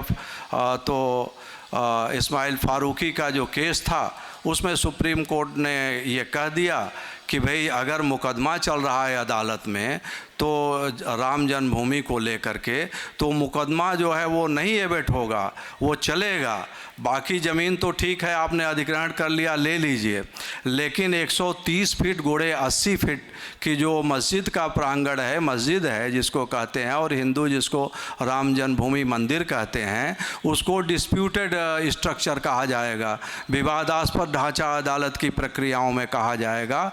उस विवादास्पद ढांचे का जो है निर्णय अदालत ही करेगी, और जो जीत जाएगा, अगर मुसलमान विवादास्पद ढांचे का मुकदमा जीत गया तो वहाँ पर उसको मस्जिद बनाने के लिए अधिक ज़मीन दे दी जाएगी उस ढांचे समेत, और अगर हिंदू जीत गया तो हिंदू को उस ढांचे समेत वहाँ जगह दी जाएगी, और दूसरे हारे हुए पक्ष को कम जगह दी जाएगी एक किनारे में। ये जो है जब ये निर्णय हो गया और सुप्रीम कोर्ट ने डायरेक्शन दे दिया कि स्पेशल बेंच बना दी जाए, स्पेशल बेंच बना दी गई 3 जजों की, और वो स्पेशल बेंच ने सुनवाई शुरू कर दिया 1996 से। 1996 से 98 के बीच में उन्होंने 94 साक्षियों की गवाही ली, और उसमें लगभग जो है 14,000 पेज की गवाहियाँ अंकित की गई। हिंदू एक्सपर्ट भी लोग गए हुए थे, और अन्य लोग भी गए थे जो हिंदू के धर्माचार्य थे। उसमें कई, जैसे एक राजा रामचंद्राचार्य थे निर्मोही अखाड़े के, शंकराचार्य जी की ओर से वर्तमान जो शंकराचार्य हैं उस समय उनके दंडी स्वामी शिष्य थे स्वामी अवमुक्तेश्वरानंद सरस्वती जी, और रामभद्राचार्य जी। ऐसे ही अन्य कई लोग जो कुछ एक्सपर्ट भी गवाहियाँ दिए हुए थे। ये गवाहियाँ होने के बाद 1998 से मुकदमे की सुनवाई शुरू हुई, लेकिन वो बहुत गति नहीं पकड़ पाई।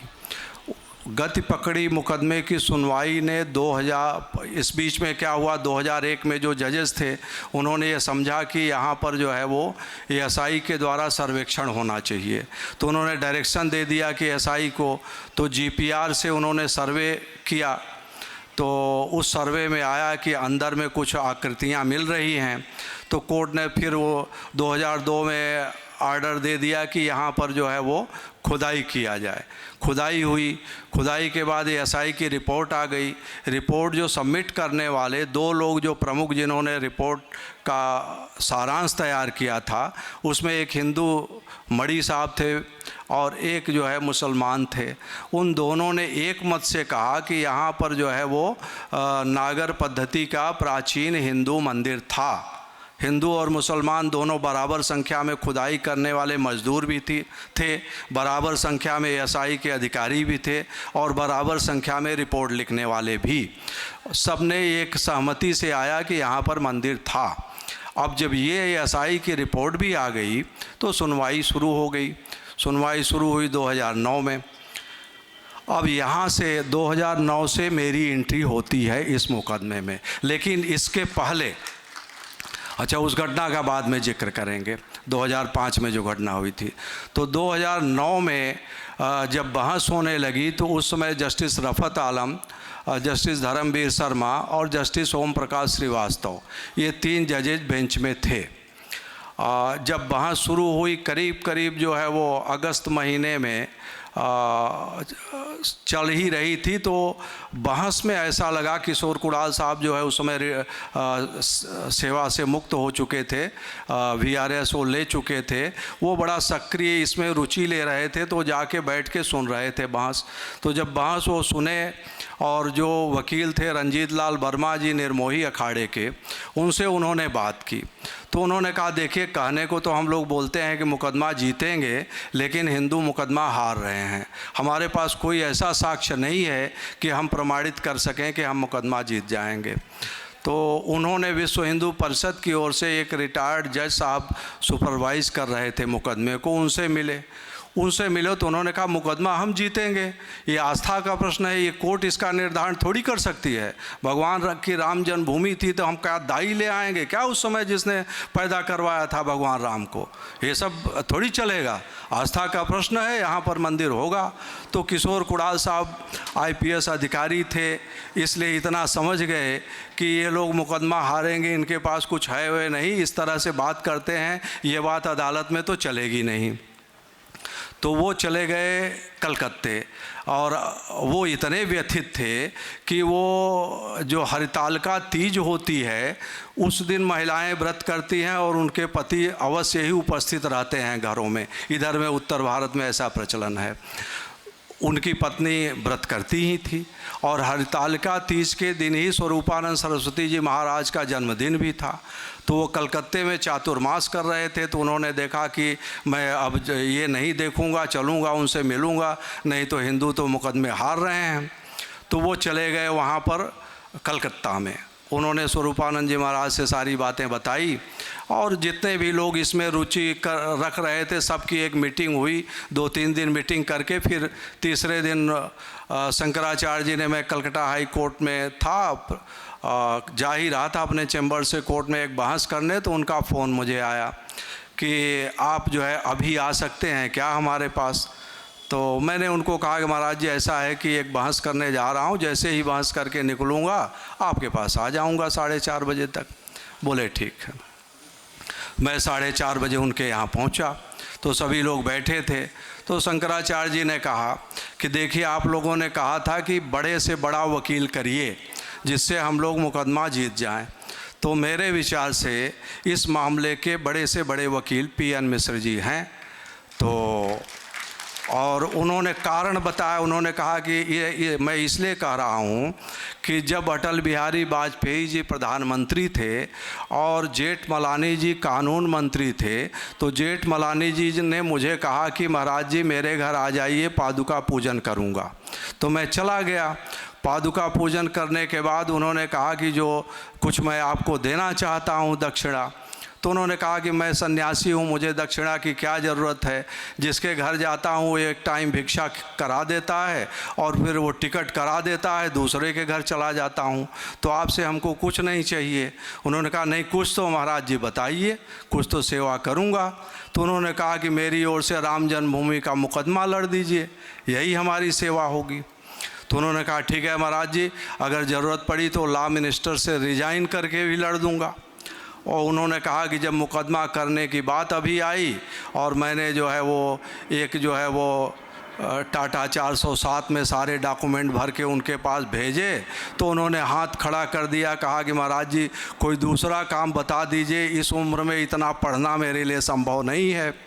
तो एक तो बड़े वकील हमने किया था और दूसरे उन्होंने कहा कि इन्होंने हमारा ज्योतिर्मठ का मुकदमा 2004 में किया था, उससे मुझे मालूम है कि इन्हें धर्मशास्त्रों का भी ज्ञान है, संविधान का भी ज्ञान है, सिविल लॉ का भी ज्ञान है और इन्हें इतिहास और अन्य चीज़ों का भी ज्ञान है, इसलिए इस मामले में यही सबसे बड़े वकील हमारे विचार से हैं।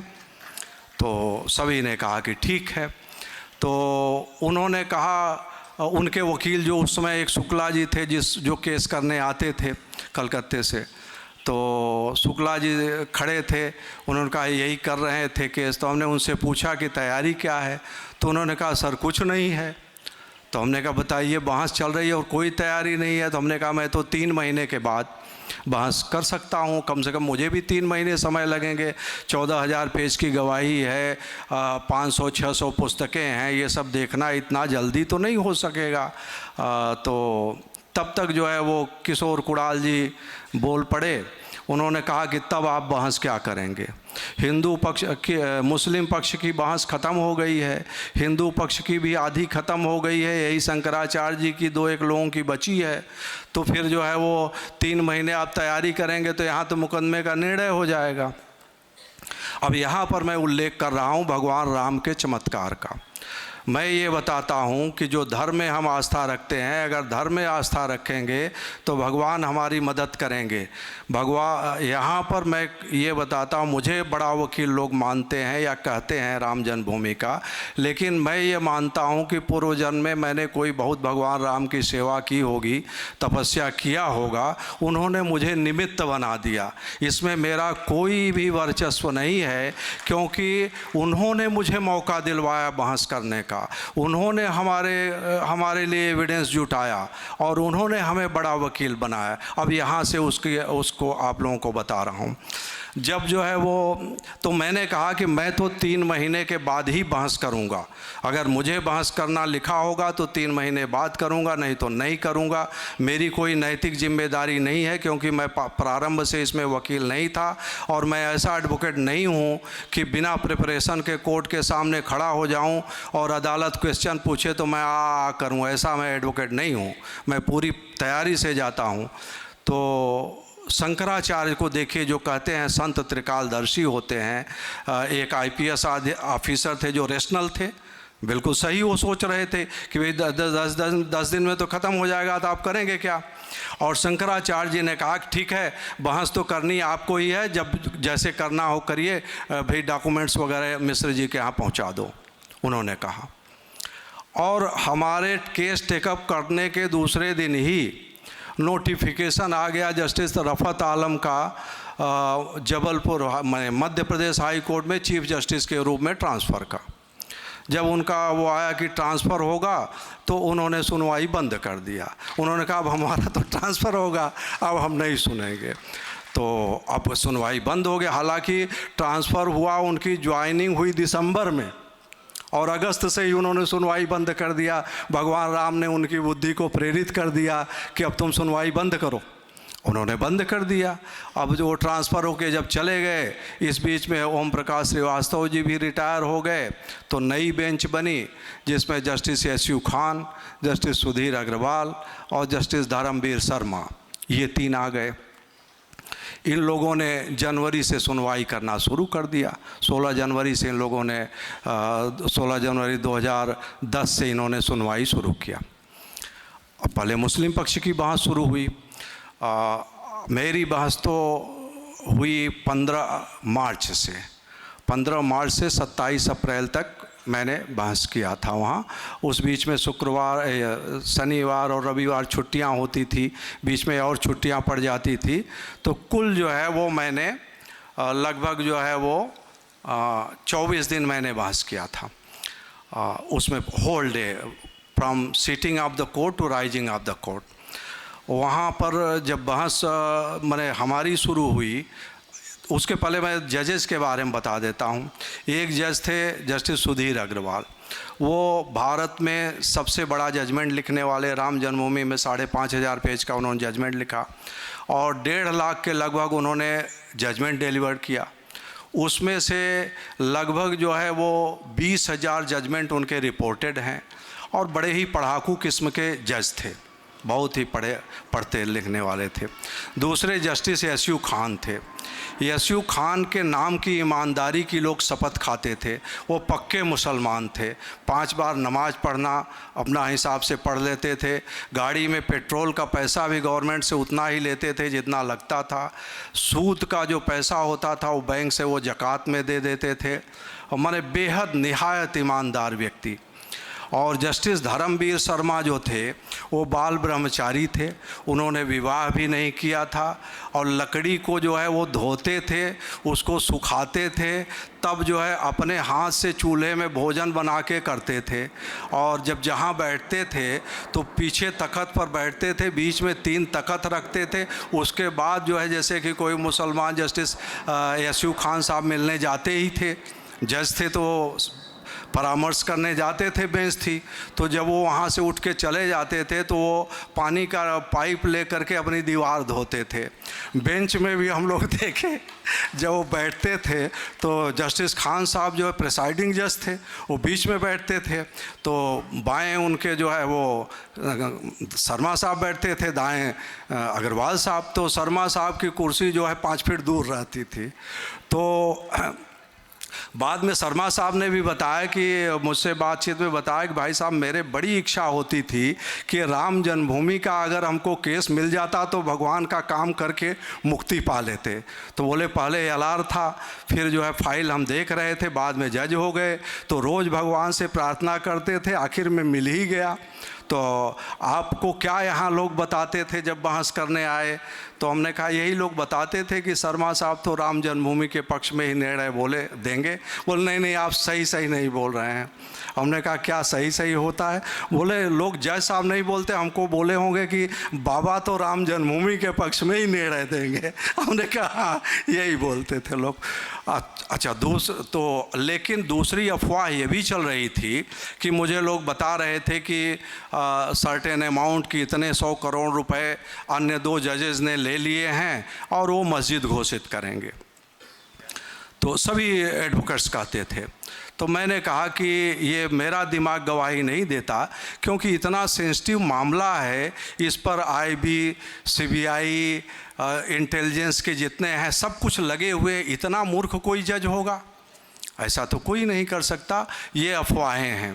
फिर बहस शुरू हुई, बहस करना हमने शुरू किया।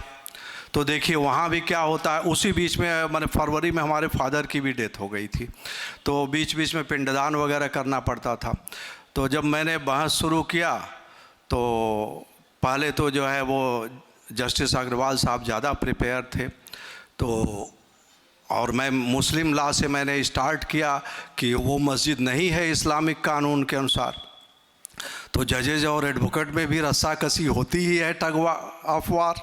तो उन्होंने कहा, वो समझ गए कि ये मुस्लिम लॉ पे अच्छा तैयार होके आए हैं, तो उन्होंने कहा मिश्रा जी ऐसा है कि पहले आप अपना मंदिर साबित कर दीजिए। तो हमारी प्रिपरेशन क्या होती है कि जब पूरा ही केस तैयार करके जाते हैं, पूरी जो है वो किताबें रखवा देते हैं, 200-300 बुक भी मैं रखवा रखा था वहाँ पर सब चीज़। तो हमने कहा वही साबित कर देते हैं।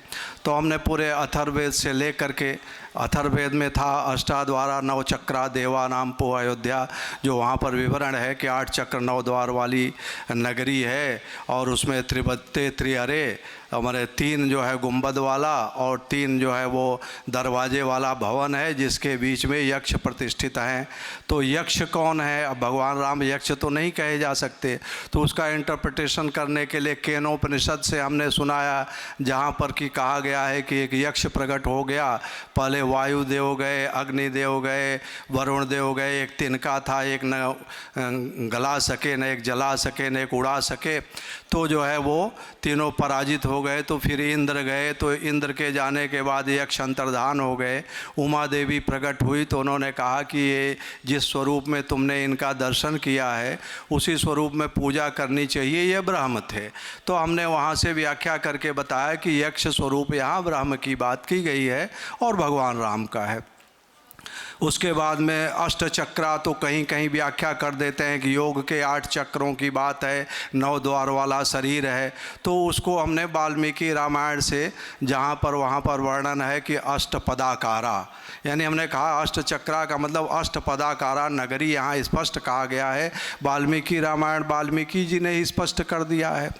तो उसके बाद में फिर स्कंद पुराण से जो भी था कि वहाँ स्कंद पुराण में जो वैष्णव खंड है उसका अयोध्या महात्म्य का जो 10वां अध्याय है उसके 16 से 27 श्लोकों तक ये बताया गया है कि कैसे दर्शन करना चाहिए जन्मभूमि में।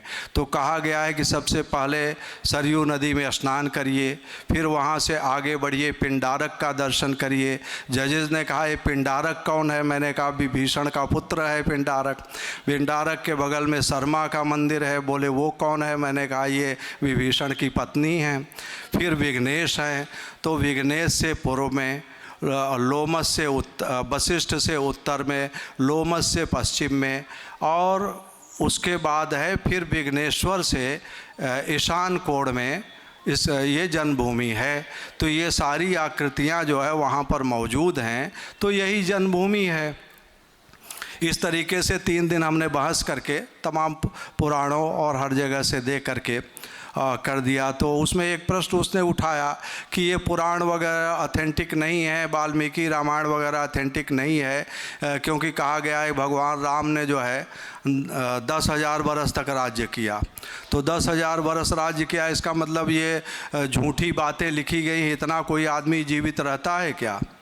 तो मैंने कहा बात तुम ठीक कहते हो, लेकिन हमारे शास्त्रों में बताया गया है, अगर मीमांसा दर्शन को पढ़ोगे और पतंजलि का महाभाष्य पढ़ोगे तो उसमें स्पष्ट कहा गया है कि 1000 वर्ष के जो यज्ञों की बात कही गई है, तो किसी भी व्यक्ति की 1000 वर्ष आयु होती नहीं, और जो संकल्प लेता है उसी यजमान को पूरा करना पड़ता है। इसलिए परोक्ष प्रिया ही देवा, ये उपनिषद वाक्य है। देवता परोक्ष प्रिय होते हैं, विद्वान अपनी बातों को छिपा के रखते हैं। इसलिए उस जो काल गणना दी गई है उसकी यूनिट इस प्रकार से आपको जो है वो करनी होगी, आंकलित करनी होगी कि एक व्यक्ति के जीवन में घट जाए। तो यहाँ 10,000 वर्ष का वो माने वर्ष वही दिवह करना पड़ेगा, और 32 वर्ष 6 महीने कुछ जो है भगवान राम ने राज्य किया, ये गणना से आता है। तो हमारे शास्त्रों में ऐसी गणनाओं का करने का बताया है। और आज भी चातुर्मास जो संत लोग तमाम करते हैं वो 2 महीने ही करते हैं, और उसको चातुर्मास बोलते हैं, 4 मास बोलते हैं, क्योंकि शास्त्रों में पक्ष वही मास है, 15 दिन का वो महीना मान लेते हैं, तो 4 महीने का 2 महीने में हो जाता है। तो इसलिए ये शुद्ध ऐतिहासिक घटना है। 32.5 वर्ष तक उन्होंने राज्य किया था, इसमें कोई दिक्कत नहीं है। तो उसके बाद जस्टिस अग्रवाल ने कहा कि तब तक फिर वो 3 दिन हो गया था, हमारे पिताजी का श्राद्ध पिंडदान हमको करना था, तो मैं कलकत्ता चला गया। मैंने जूनियर को कहा कि तुम 2 दिन यहाँ पर जो है रंजना अग्निहोत्री थी, मैंने कहा तुम 2 दिन एविडेंस पढ़ देना। 2 दिन वो एविडेंस पढ़ी, तब तक मैं फिर आ गया।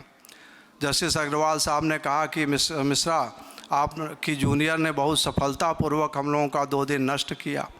मैंने कहा कैसे नष्ट किया, ज़रा आप बता दें।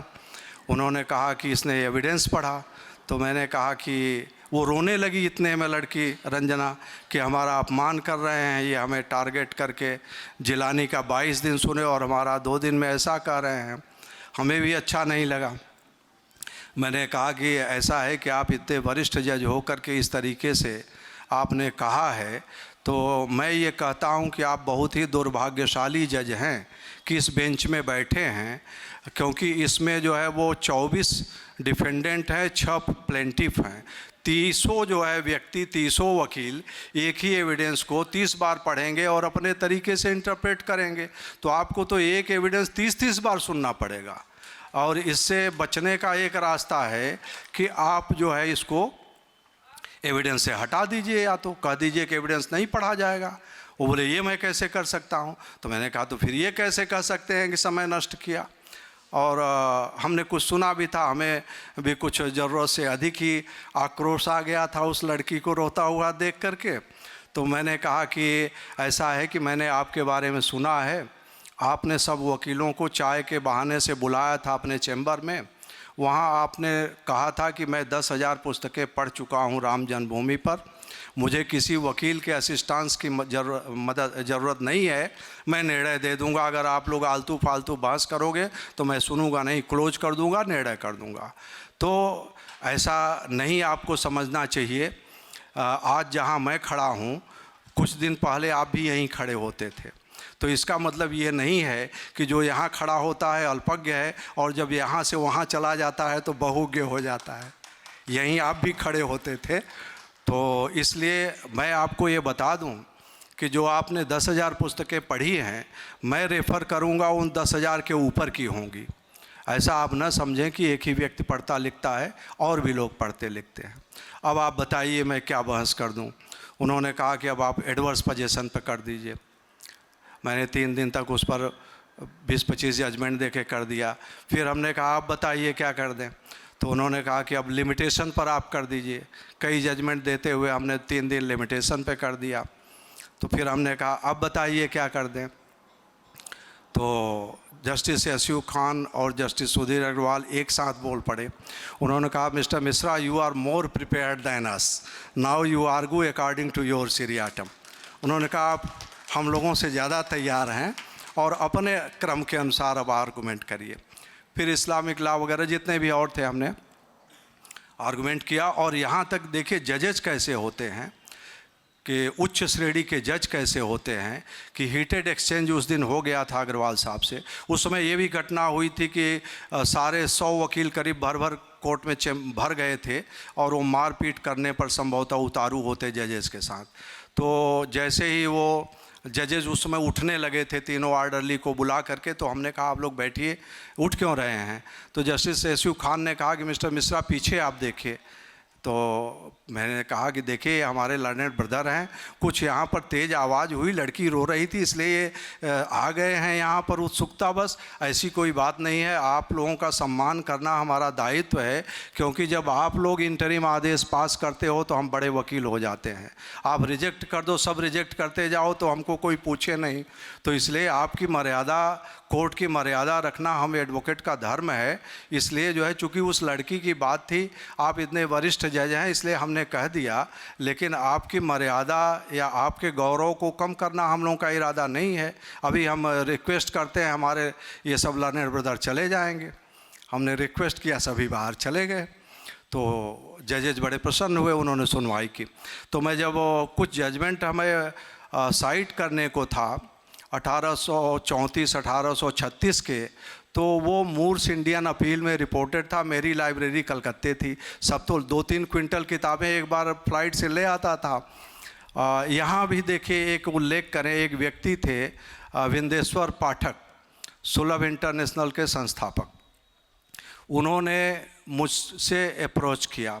एक उनके आदमी चतुर्वेदी जी थे, BN चतुर्वेदी करके, उनके बड़े क्लोज थे। तो उन्होंने मुझे फ़ोन किया कि पाठक साहब कुछ जो है योगदान करना चाहते हैं राम जन्मभूमि में, तो कुछ उनको काम दे दीजिए।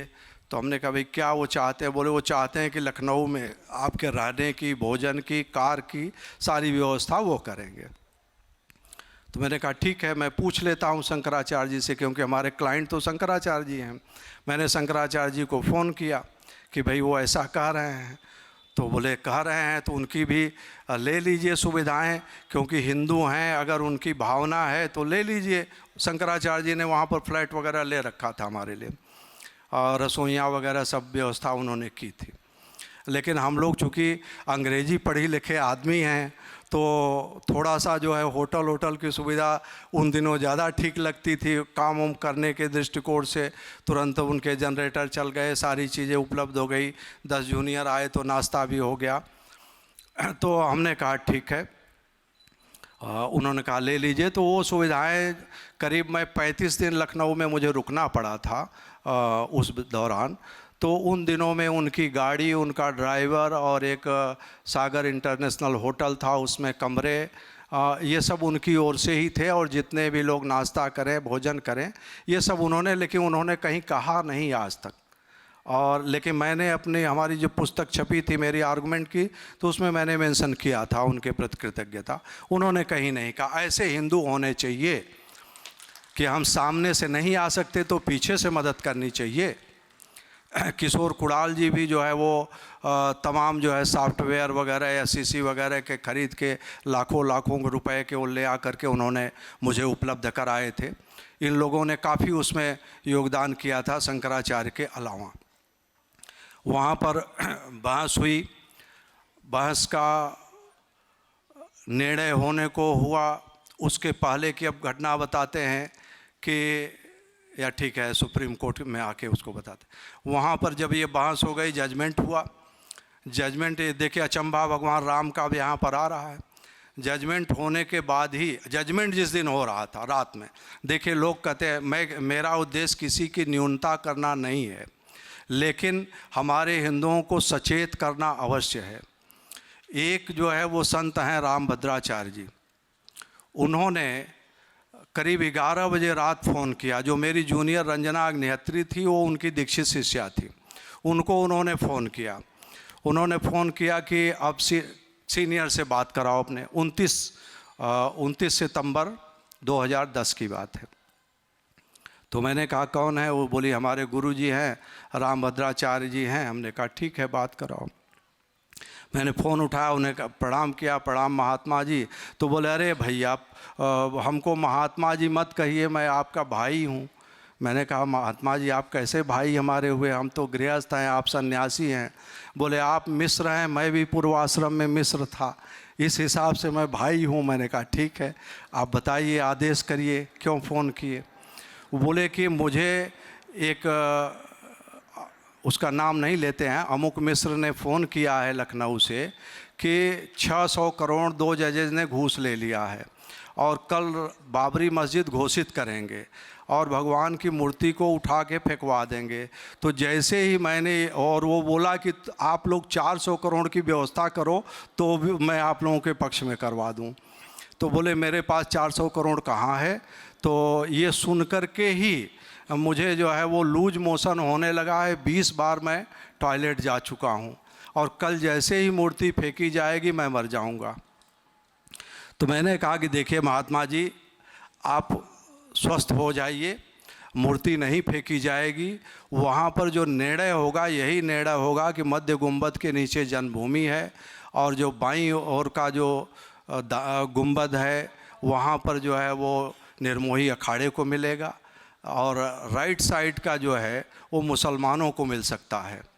यही निर्णय होगा। तो उन्होंने कहा कि भैया अगर यही निर्णय हो जाए तो मैं आपके घर पैदल चल के आऊँगा। मैंने कहा ठीक है, आ जाइएगा। दूसरे दिन वही निर्णय हुआ। अब देखिए, मैं भी कह सकता था कि मैं त्रिकालदर्शी था, मैंने एक दिन पहले ही बता दिया था स्वयं रामभद्राचार्य जी को, और उनकी शिष्या गवाह थी और उनकी शिष्या थी हमारी जूनियर। लेकिन ऐसा नहीं था। मैंने इसलिए बता दिया था क्योंकि आखिरी दिन जब मैं आर्गूमेंट कर रहा था तो जस्टिस एसयू खान और जस्टिस सुधीर अग्रवाल बार बार मुझसे कह रहे थे कि मिस्टर मिश्रा आप पिन पॉइंट करिए। महल तो बहुत बड़ा होता है, तो पूरे महल में तो एक कमरे में जन्म होता है, तो उस कमरे को बताइए, कमरे की लंबाई चौड़ाई क्या रही होगी? 10 बाई 10 रही होगी, 20 बाई 20 रही होगी, 30 बाई 20 रही होगी, यही तो रही होगी। या पलंग रहा होगा तो कितना बड़ा रहा होगा। तो उससे मैंने अंदाज़ लगा लिया था कि ये लोग उस स्ट्रक्चर को 3 हिस्से में बांटेंगे। ये जन्मभूमि पिन पॉइंट हमसे करवाना चाहते हैं। तो मैंने उन्हें आगाह किया, मैंने कहा देखिए हिंदू कभी बर्दाश्त नहीं करेंगे, आप बांटने का प्रयास मत करिए, मुझको मत जोड़ डालिए। पिन पॉइंट वो पूरा भवन ही उनका था, उसी में जन्म हुआ। तो उन्होंने कहा नहीं, अब हम अपने कानूनी अधिकार का प्रयोग करते हैं। Under advocate act you are officer of the court, आप कोर्ट के ऑफिसर हैं, इसलिए आपकी ड्यूटी बनती है कि कोर्ट को असिस्ट करिए, कोर्ट के किसी प्रश्न को आप अनुत्तरित नहीं छोड़ सकते। अब आप बताइए, पिन पॉइंट करिए कहाँ है। तो मैंने कहा कि तब वो सेंट्रल डोम के नीचे है, क्योंकि वहीं पर जोसेफ स्टीफन थैलर को वेदी मिली थी, वहीं पर पूजा करते थे, वहीं पर मूर्ति थी, तो इसलिए वही था। तो इससे मैंने अनुमान लगा लिया था कि मध्य गुंबद को ये जन्मभूमि घोषित करेंगे और निर्मोही अखाड़े को भी देंगे सीता रसोई, इधर मुसलमानों को देंगे, क्योंकि कुछ नमाज पढ़ने का साक्ष्य तो मिला ही था। तो उसके आधार पर, और अब यही घटना अगर किसी संत के साथ हुई होती तो अपने को त्रिकालदर्शी घोषित कर देते। तो इसलिए त्रिकालदर्शी संतों से बचना चाहिए, वो कोई भी हो, और अपने बाहुबल पर हिंदुओं को भरोसा करना चाहिए।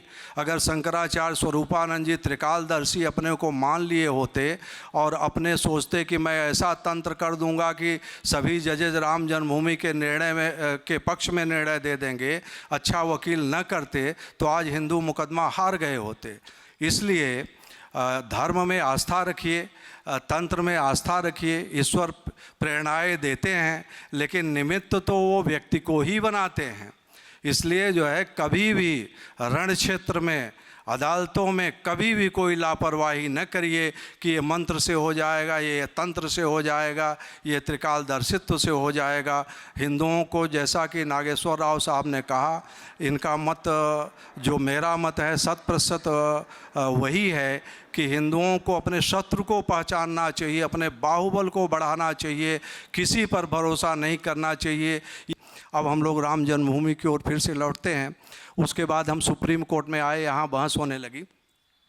तो यहाँ मैंने देखा कि जो जस्टिस गोगोई साहब थे, लोग जो है याचना करते थे, हमको 20 मिनट दीजिए, हमको कोई एक दिन दीजिए, तो बोलते थे 10 मिनट, किसी को 20 मिनट। मैं तो खड़ा ही नहीं हुआ। तो बोले मिस्टर मिश्रा आप कितना आर्गूमेंट करेंगे। मैंने कहा कि ऐसा है कि जितना आप सुनेंगे, अगर हमारी आर्गूमेंट सही ना लगे तो आप बोल दीजिएगा, तुरंत बंद हो जाऊंगा, मैं आपको रिपीट नहीं करूंगा कि कितने आर्गूमेंट करूंगा। बोले नहीं मैं क्यों बंद करूंगा। वो पहले से भी मेरी आर्गूमेंट उस समय तक छप चुकी थी हाई कोर्ट की। देश के में 2 ही वकीलों की आर्गूमेंट छपी है। एक भूला भाई देसाई का INA ट्रायल था 1946 में, जो उन्होंने रेड फोर्ट ट्रायल किया था, और दूसरी स्वतंत्र भारत में मेरी आर्गूमेंट छपी थी, तो उसको वो पढ़ चुके थे। और देखिए वकीलों में क्या होता है, जैसे पराशरन साहब हैं, बहुत बड़े वकील, बहुत वरिष्ठ, हम लोग सभी उनका सम्मान करते हैं। लेकिन जब मैं गया पहले दिन कोर्ट रूम में, तो मैं तो पीछे एक सीट जो है वो जूनियर हमारी लेके बैठी थी, उसी पर जगह मिली, बैठ गए। पूरा कोर्ट पैक्ड था और सामने की सीट पर पराशरन आज बैठे हुए थे। तो उनका एक जूनियर थे, वो क्या नाम है उनका, साउथ इंडिया के ही। तो उन्होंने वो देखे, तो पीछे उन्होंने देखा, उन्होंने कहा कि सर नमस्कार। तो मैंने सोचा किसी और को करते होंगे, उनसे तो मेरा परिचय था नहीं। तो फिर दोबारा उन्होंने कहा सर आप PN मिश्रा सर हैं। तो हमने कहा हाँ। तो बोले सर आगे आ जाइए। हमने कहा हुई मुसीबत, ये सीट छोड़े तो गई सीट, और आगे मिलनी नहीं है, तो अब पूरे दिन भर खड़े रहें। तो हम थोड़ा सा हिचकिचाए। बोले सर सीट आपके लिए लेके बैठे हैं हम लोग।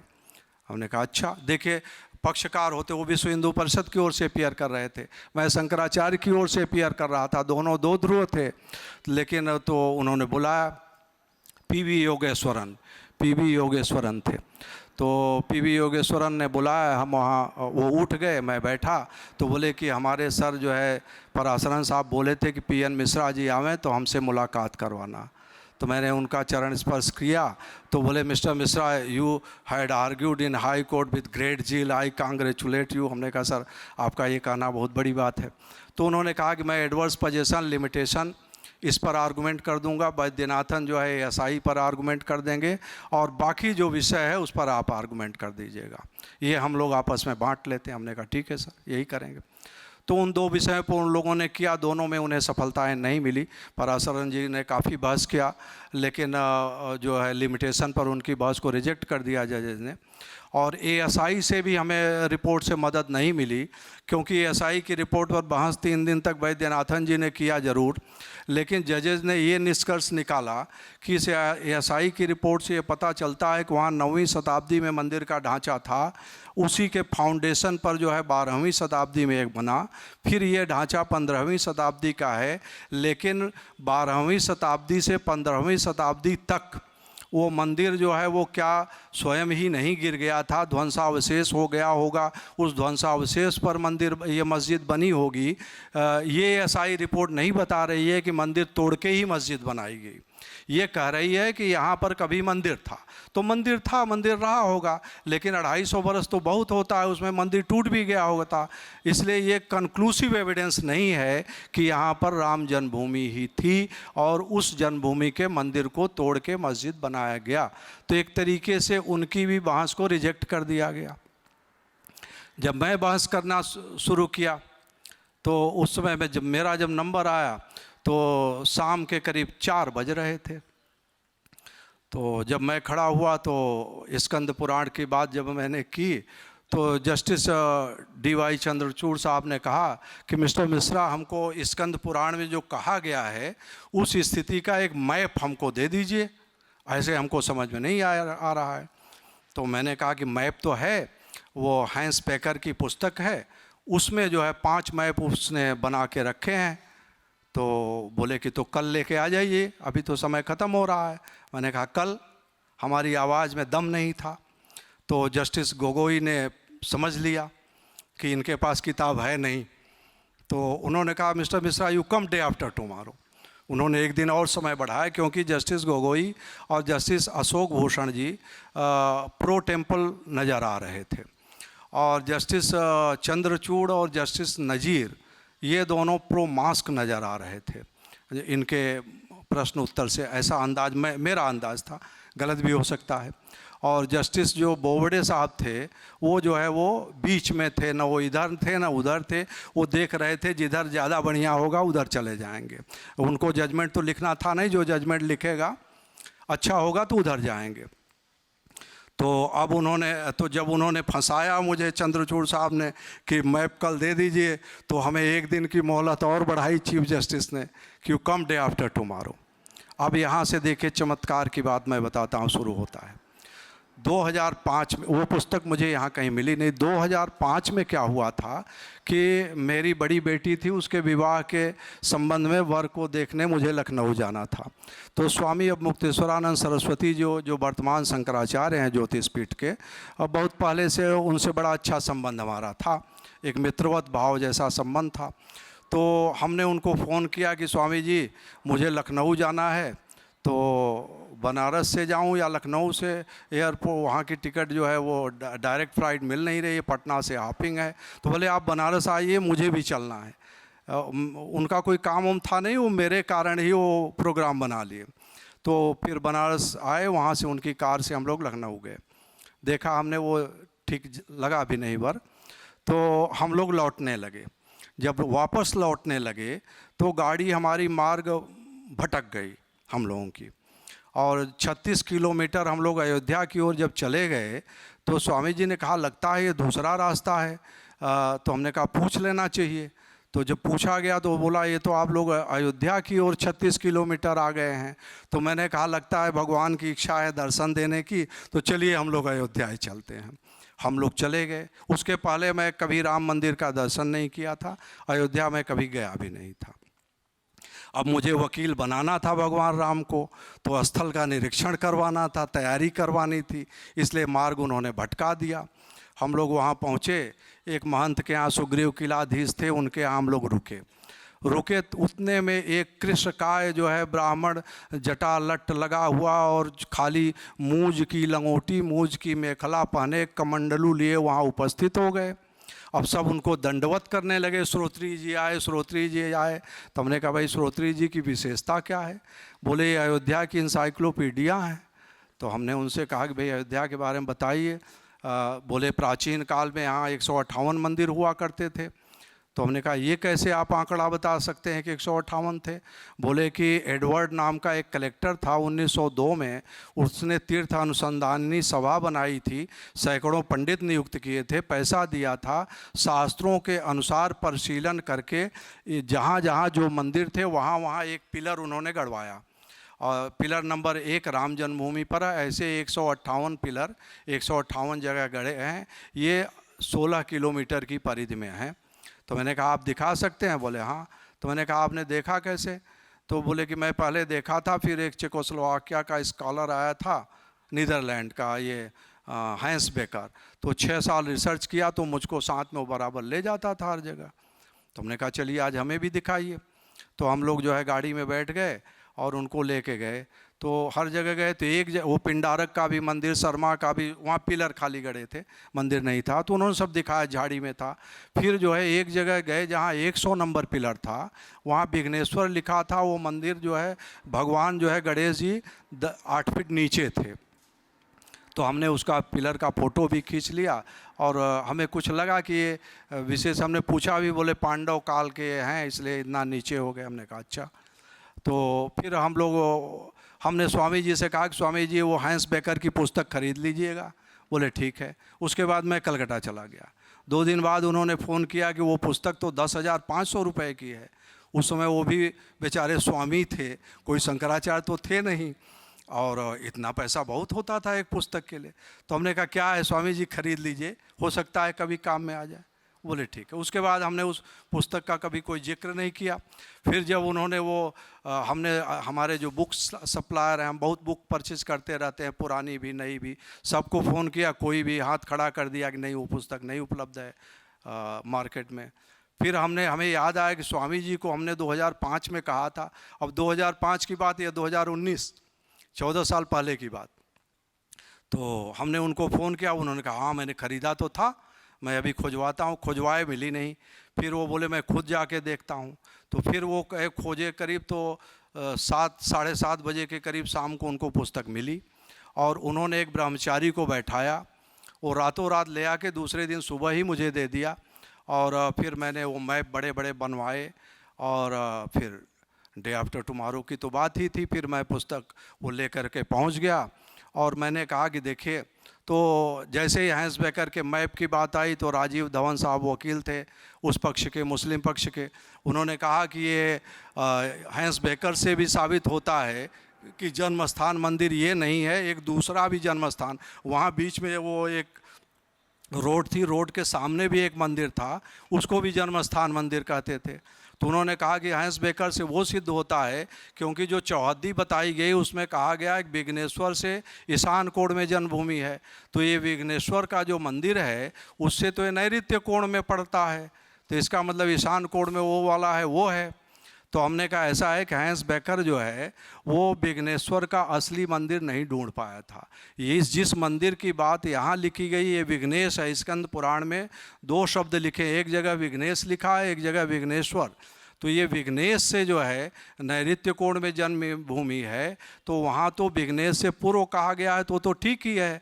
लेकिन विघ्नेश्वर से ईशान कोण जो कहा गया है, तो विघ्नेश्वर उसने स्वयं लिखा है कि या तो विघ्नेश ही विघ्नेश्वर हैं, तो स्कंद पुराण का पाठ गलत है, ईशान्य की जगह नैऋत्य होना चाहिए, या फिर विघ्नेश्वर का मंदिर कहीं अन्य है, ये विघ्नेश है, मुझे नहीं मिला। तो मैंने कहा कि मुझे मिल गया है, क्योंकि 2005 में मैं 100 नंबर पिलर को जो देखा था वहाँ विघ्नेश्वर का मंदिर है अयोध्या का करही बाज़ार में, और वहाँ से ठीक ईशान कोण में जन्मभूमि है। ये जो है, इसलिए अब कोई डाउट नहीं रह गया। बड़े मैप हमने जैसे ही दिया, चंद्रचूड़ जी ने पढ़ा, देखा, उस समय की जो कोर्ट रूम के अंदर था, इधर नज़ीर साहब बैठे थे, जैसे वो मैप देखे तो चंद्रचूड़ साहब नज़ीर साहब की ओर झुके और बोले, यानी उन्होंने कहा कि आपका केस गया, अब हम मस्जिद में नहीं रहे। वो भी मंदिर की ओर झुक गए। जब वो मंदिर की ओर वो चंद्रचूड़ साहब भी आ गए तो नज़ीर साहब अकेले क्या करते, तो अब वो भी उसी में चले गए, फिर बोबड़े साहब भी उसी में चले गए। तो ये देखिए कि भगवान राम ने जो 6 साल तक इतना बड़ा रिसर्च स्कॉलर, 6 साल अयोध्या में रह के रिसर्च किया, लेकिन उसको विघ्नेश्वर का मंदिर नहीं मिला था। उन्होंने 2005 में मुझे बुला के दिखवा दिया था और उन्होंने ही गवाह तैयार कर दिया था, स्वामी अवमुक्तेश्वरानंद। एकमात्र स्वामी अवमुक्तेश्वरानंद जी की गवाही पर जन्मभूमि का निर्धारण सुप्रीम कोर्ट ने स्वीकार किया। ये सुप्रीम कोर्ट के वर्डिक्ट में लिखा है, क्योंकि सुप्रीम कोर्ट ने ये सभी विद्वान थे, रामभद्राचार्य जी भी थे और राजा रामचंद्राचार्य जी भी थे और भी थे। सभी ने स्कंद पुराण का तो सभी का रटा हुआ है, सभी ने पढ़ा था इस श्लोक। लेकिन जब वो पेचीदगी उसमें पैदा हुई तो कि स्कंद पुराण का सही है कि नहीं, अभी भी वो स्थिति है या नहीं, तो स्वामी अवमुक्तेश्वरानंद जी ने जो गवाही दिया था उसमें कहा था कि स्कंद पुराण की जो स्थिति है उसी के अनुसार एडवर्ड के पिलर भी गाड़े गए हैं। मैंने एडवर्ड के पिलर के अनुसार ये पाया कि स्कंद पुराण में जो लिखा गया वो आज भी वही स्थिति बनी हुई है। इसीलिए कोर्ट ने कहा कि मिस्टर पीएन मिश्रा के जो गवाह हैं उनसे 13 वकीलों ने 9 दिन तक क्रॉस एग्जामिनेशन किया और उसके बाद इस गवाह ने एडवर्ड के पिलर के अनुसार सिद्ध करके ये बता दिया कि जन्मस्थान यही है, तो जन्मस्थान यही है। इस गवाह की गवाही से असंदिग्ध सिद्ध होता है। तो ये जो है अयोध्या वर्डिक्ट AIR ने भी छापा है। सुप्रीम कोर्ट का ये SCC जो है 2020 पेज 1 पर भी छपा हुआ है, पूरा एक वॉल्यूम वो जजमेंट कोई भी देख सकता है, कोई भी पढ़ सकता है। और इस तरीके से भगवान राम ने, उधर रफ़त आलम साहब का फिर ही जैसे जजमेंट हुआ पुनः ट्रांसफ़र हो गया, इलाहाबाद आ गए थे। अगर रफ़त आलम साहब का यहीं पर चीफ जस्टिस शुरू से ही बना देते तो हमें बहस करने का मौका न मिलता। और ये भी आप नहीं कह सकते कि उस समय की कांग्रेस सरकार जो थी वो मंदिर समर्थक थी, इसलिए उसने जो है वो ये कहा कि ट्रांसफ़र और रिट्रांसफ़र किसी तरीके से करवा दिया। ऐसा भी नहीं था। कांग्रेस सरकार का एक एडिशनल सॉलिसिटर जनरल एक जज के यहाँ गया था, उस जज ने स्वयं बताया, 3 जजों में से एक, कि आप जो है हम कांग्रेस ये नहीं चाहती कि जो है आप मंदिर उसके ये इंटरफियर नहीं करेगी कि आप मंदिर घोषित करें या मस्जिद, जो भी आप निर्णय पर आते हैं अपना निर्णय आप घोषित करेंगे, लेकिन कांग्रेस ये चाहती है अभी की सरकार कि निर्णय अभी टाल दिया जाए, निर्णय न दिया जाए।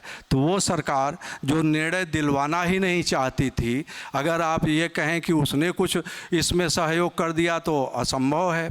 तो ऐसी स्थिति में भगवान राम ने रफ़त आलम साहब को वहाँ भेजा, फिर हमको बहस करने का मौका दिलवाया, उनकी बुद्धि में ये डाल दिया कि 3 महीने पहले से ही सुनवाई बंद कर दो।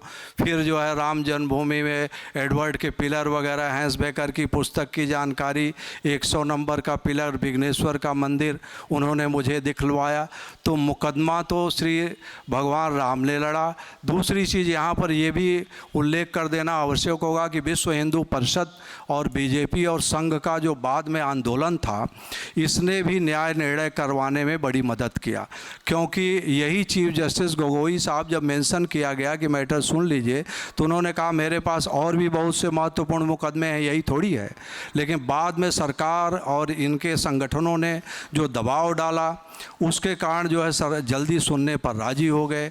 और उसके अलावा जो कार सेवकों ने, अशोक सिंघल जी ने जो आंदोलन चलाया था और जो कार सेवकों ने उस ढांचे को ध्वस्त कर दिया, अगर उन सारे कार सेवकों को और श्रीमान अशोक सिंघल को की भूरि भूरि प्रशंसा करनी चाहिए, उनको श्रेय देना चाहिए। अगर ढांचा उन्होंने न गिराया होता तो ये आज की अदालतें इतना ताकत न जुटा पाती कि मस्जिद के ढांचे में मंदिर घोषित कर देती, कभी न करती। कोई बीच बचाव का रास्ता निकालती, बगल बनवा देती, ये कर देती, वो कर देती, लेकिन वो कभी ना कर पाती। इसलिए विश्व हिंदू परिषद, बीजेपी, संघ, चाहे जिस इरादे से भी किया हो इन्होंने, लेकिन इनका भी जो प्रयास था वो राम जन्मभूमि प्राप्त करने में तो मदद किया ही। और शंकराचार्य का जो प्रयास था वो तो अत्यधिक है, क्योंकि कानून के कारण ही मिला। और इन सब से उनका कम नहीं है जो गोपाल सिंह विशारद जी थे, जिन्होंने कि सूट फाइल किया था, परमहंस रामचंद्र दास जी थे, या अन्य जितने लोग थे।